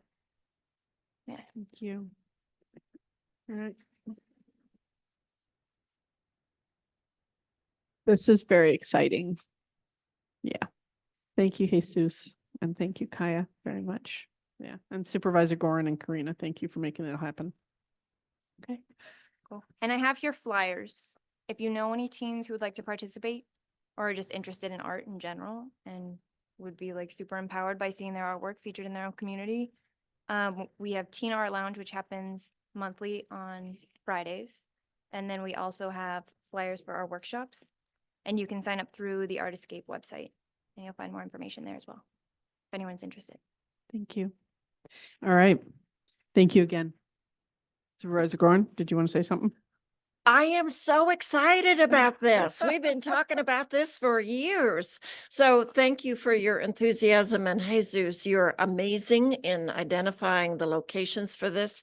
Artscape, this great partnership, and I'm really excited about our amazing artists working with the community on these projects.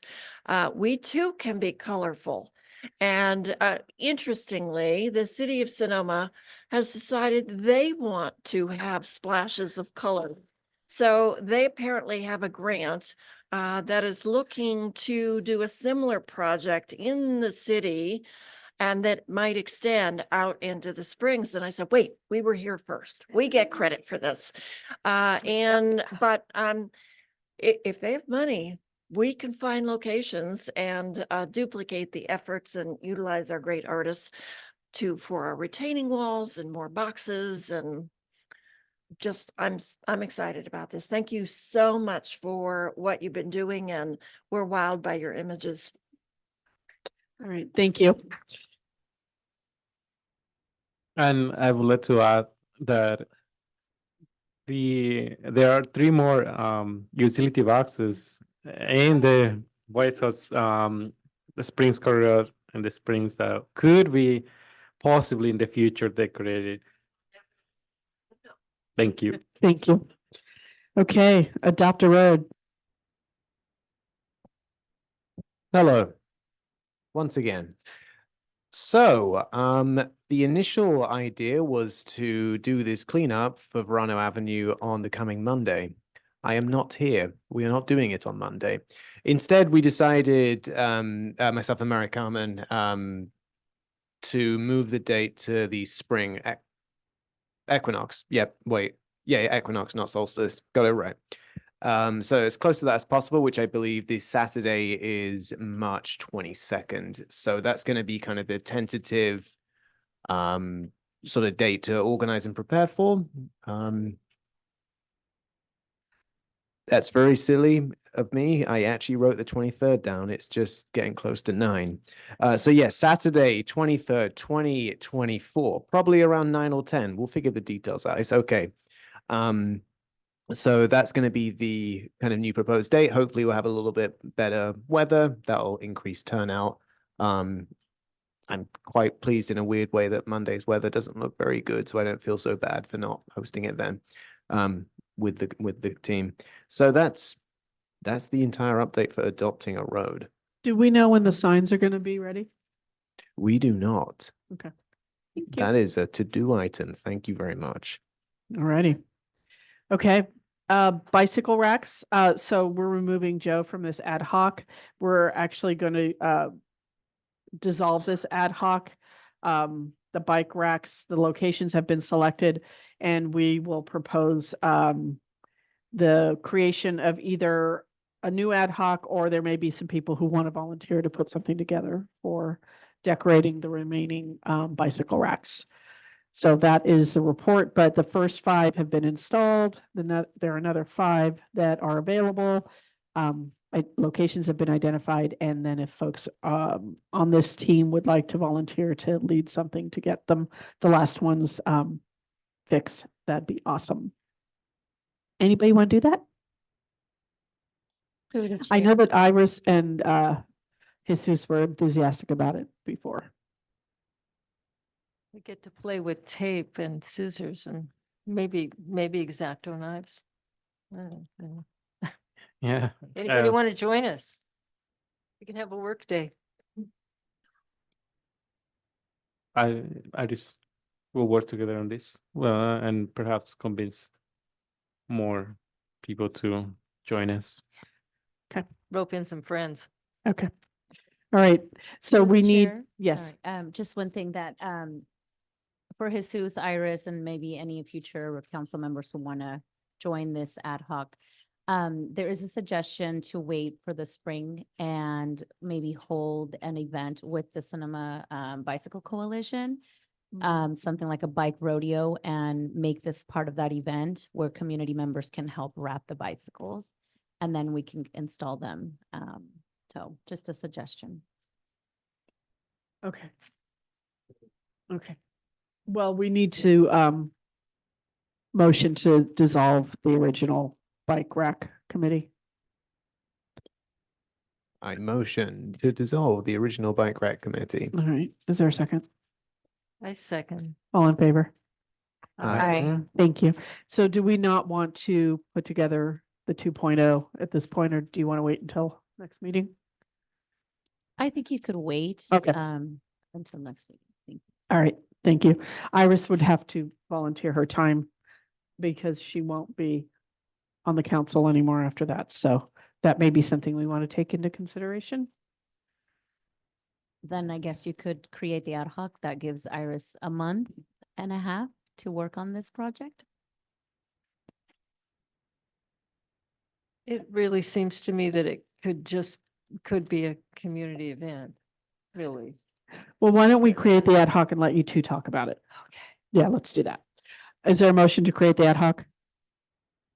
I make the motion to create the ad hoc for bicycle rack 2.0. 2.0.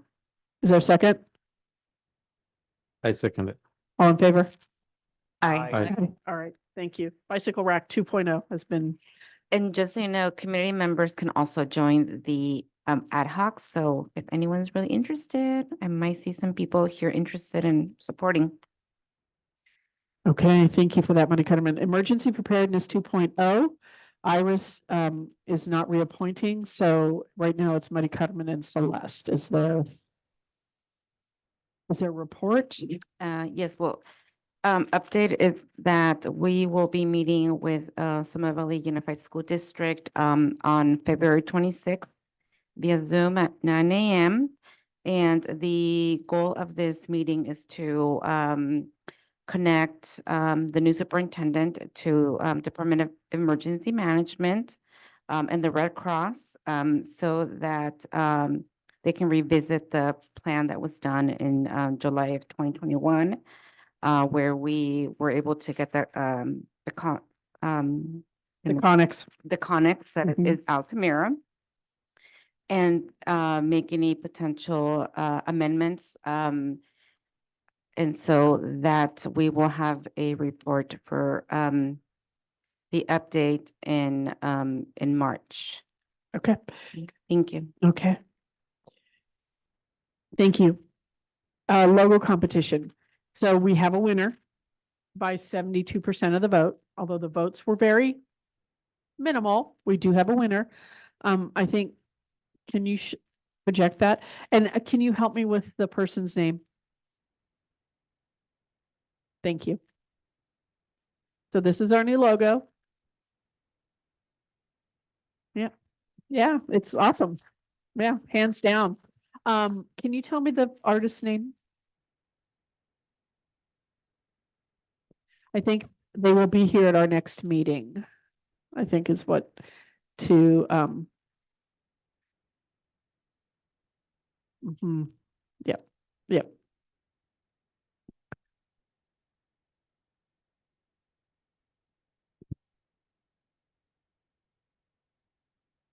Tabasis Chakraborty, Thank you. and I might be mispronouncing that. Yeah.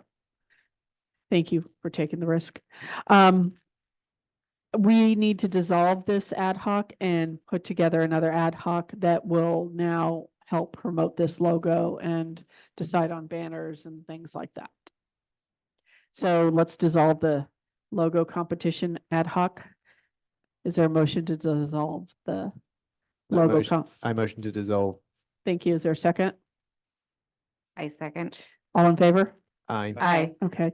Is there anyone interested in participating in an ad hoc to help make decisions about promotional materials and other items that we're going to need? I'm happy to help on that one. All right, Celeste, anyone else? I can help as well. All right, Celeste and Mari Carmen. Going once. What would you like the name of your ad hoc to be? Promotional material. All right, PR. Yeah, there you go. All right, the PR committee is Muddy Cutterman and Celeste. Is there a motion to approve that? I motion to approve. Is there a second? I'll second. All in favor? Aye. Thank you. Okay, social media outreach. I think we need to blow this one up and start over. I'm not sure what to do with it. I can't, Celeste has tried, I've tried to get it transferred. So to add Jack, and we have not been able to do that. So I'm not sure. I do not have the time to dedicate to it. It would be like my 6th or 7th social media account. I don't have the time to dedicate to it. So I don't know if I don't know what And to do. There's something up with it that we cannot solve. I mean, I actually know what I'm doing and I've never run into this issue before, ever. Like there's something happening in it that's not letting us add an admin, even though we have privileges to add an admin. It's really weird. I've actually never run into this issue before, and I've done it. There's 2 different ways to add admins. I've tried it both ways. I've tried it both on a browser and I've tried it through the mobile app because it appears in different places. I've tried it through my business manager. Like it's like it's on strike or something. I don't know what it is. So I don't know if we want to, I don't know if there's a suggestion from the county to have this go through. I'm not sure what to do next. I think the recommendation would be, since you have a new logo, to start a new page, and hopefully invite those followers of the page to follow the new page with the new branding. So this is a good opportunity to sort of do that switch and have Jack be part of the admin team.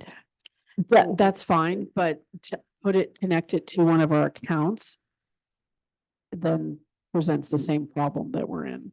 So I'm wondering, Karina, if you could be the creator as and which would make you the primary page holder as the creator. And then you, as the creator and the primary page holder, could then add the Mac admins and give them the privileges. And then once we feel that we've sufficiently moved enough people over, we'd want to whoever can, like, delete and kill. I think I can. the I old can kill it. Yeah. page. Mhm. Let's discuss that offline, because I already have a Facebook account and I'm already using my private and county. And so we need to figure out whose account we need to use, but we can discuss offline. We just need to find a different solution because we're not able to resolve this one. Okay, that, is there any comment on the ad hocs? Actually, yes. So when I was in this ad hoc, the outreach ad hoc, I try to get the word out with the Latino community. So I went to the church Catholic mass they allow for public comment also at the end of mass. So, and I know because there's a lot of people that go to church that I thought that was an opportunity for me to, well, for the Springs Mac to get the word out, right? And perhaps I wanted to ask if that can be done again. You mean create another outreach ad hoc, or No, in the efforts of engage the Latin community to do these type of things, like. well, I think that's as council members, that's our responsibility to do the outreach. So we have the flyers and it's just a matter of doing it. I also think maybe we wait until our new PR materials are Yes. created. Yeah, I And agree. then- I mean, I think we can still do that Yeah. work anyway, but it would be nice to have our new logo ready to go if we want to pass something out. How does that sound? Great. We could also do a table at the Sonoma Farmers Market. We'll just throw in some ideas. All right, I think that's all important. I also think that community engagement, as you can see, we had a pretty good number of volunteers that came in today. I think recognizing volunteers and acknowledging them in general is so important, because for some reason they saw a value and saying, hey, we want to volunteer. Never had I seen in 2 or 3 days just get phone calls and emails, we want to volunteer, and especially with youth. We had at least 5 or 6 youth, and it's, it's hard to get them So I think that we really need to really connect more with, or do more community engagement. And so that they can see how government works, because many of them don't even know what a municipal advisory council does. And so I think there's a lot of potential there, but a good opportunity after, to think of ideas. And I think we haven't really done an outreach plan, which we've been holding on for a long time. And I think it's, I unfortunately will not be able to make the meeting for February because I start class, but I will be here for the one in March. And I would like to see on somehow that an outreach plan. And I think you mentioned it, Chair Turi, that we had to look at the plan, correct, for this year? That was one of the, yeah. Yeah, so maybe part of that plan can be like outreach activities. Okay. All right. Any public comment on the ad hocs? Going once, going twice, anything online? Anybody still online? All right. Okay, we will close this item. Item 11, item 12, consideration for future agenda items. I just want to let you know what's on the docket coming up. February 14th is, we're going to try to keep it light. We're going to, hopefully we'll have an annual report, and perhaps a Caltrans letter. And I've got a lot of writing to do. And our ad hoc updates. We're just going to have a quick short meeting. The 13th, we have rental protection, just cause eviction outreach, transportation options for seniors. That's been on the docket for a while. Share housing. We'll have nominations for chair. Ad hoc updates. And then Senderos Natural, the Ecology Center in the spring. Is there anything else people want to see added? We usually have a lot. We are curious people. Okay, nothing else? All right. We can always add things to the list. Oh, and then we have the mobile crisis plan and some other items too. I missed those. Sorry, forgot to turn the page over. Okay. Okay. I think that is it. Just want to thank everybody for being here. It was really nice to have folks in the audience. Thank you to Sonoma TV. Thank you to Lynn Marie. Thank you to SVUSD, Carlos and Julie for hanging out with us online and interpreting for us. Thank you to Karina and Supervisor Gorin's office. Thank you to Chief Aker for being here. We always appreciate your information. And thank you to my fellow council members. You guys make this worth the time and energy and effort put into this work. So thank you all. And thanks to our community. And can I get a motion to adjourn? I actually wanted to say something before, and I don't think it was mentioned, and for some reason, I don't know if we used to have community announcements here, but I missed it. The Sonoma County Mental Health Board meeting will be in Sonoma on Tuesday, the 16th from 5 to 7 at Hannah Center, and it is open to the public, and I think it's very important because they only come here once a year. So I will be attending, so just wanted to make that announcement. Thank you. All right, thank you. Can I get a motion to adjourn? A motion to adjourn. Second, I second. all in favor? Aye. Aye, thank you. Thanks, everybody. Meeting adjourned.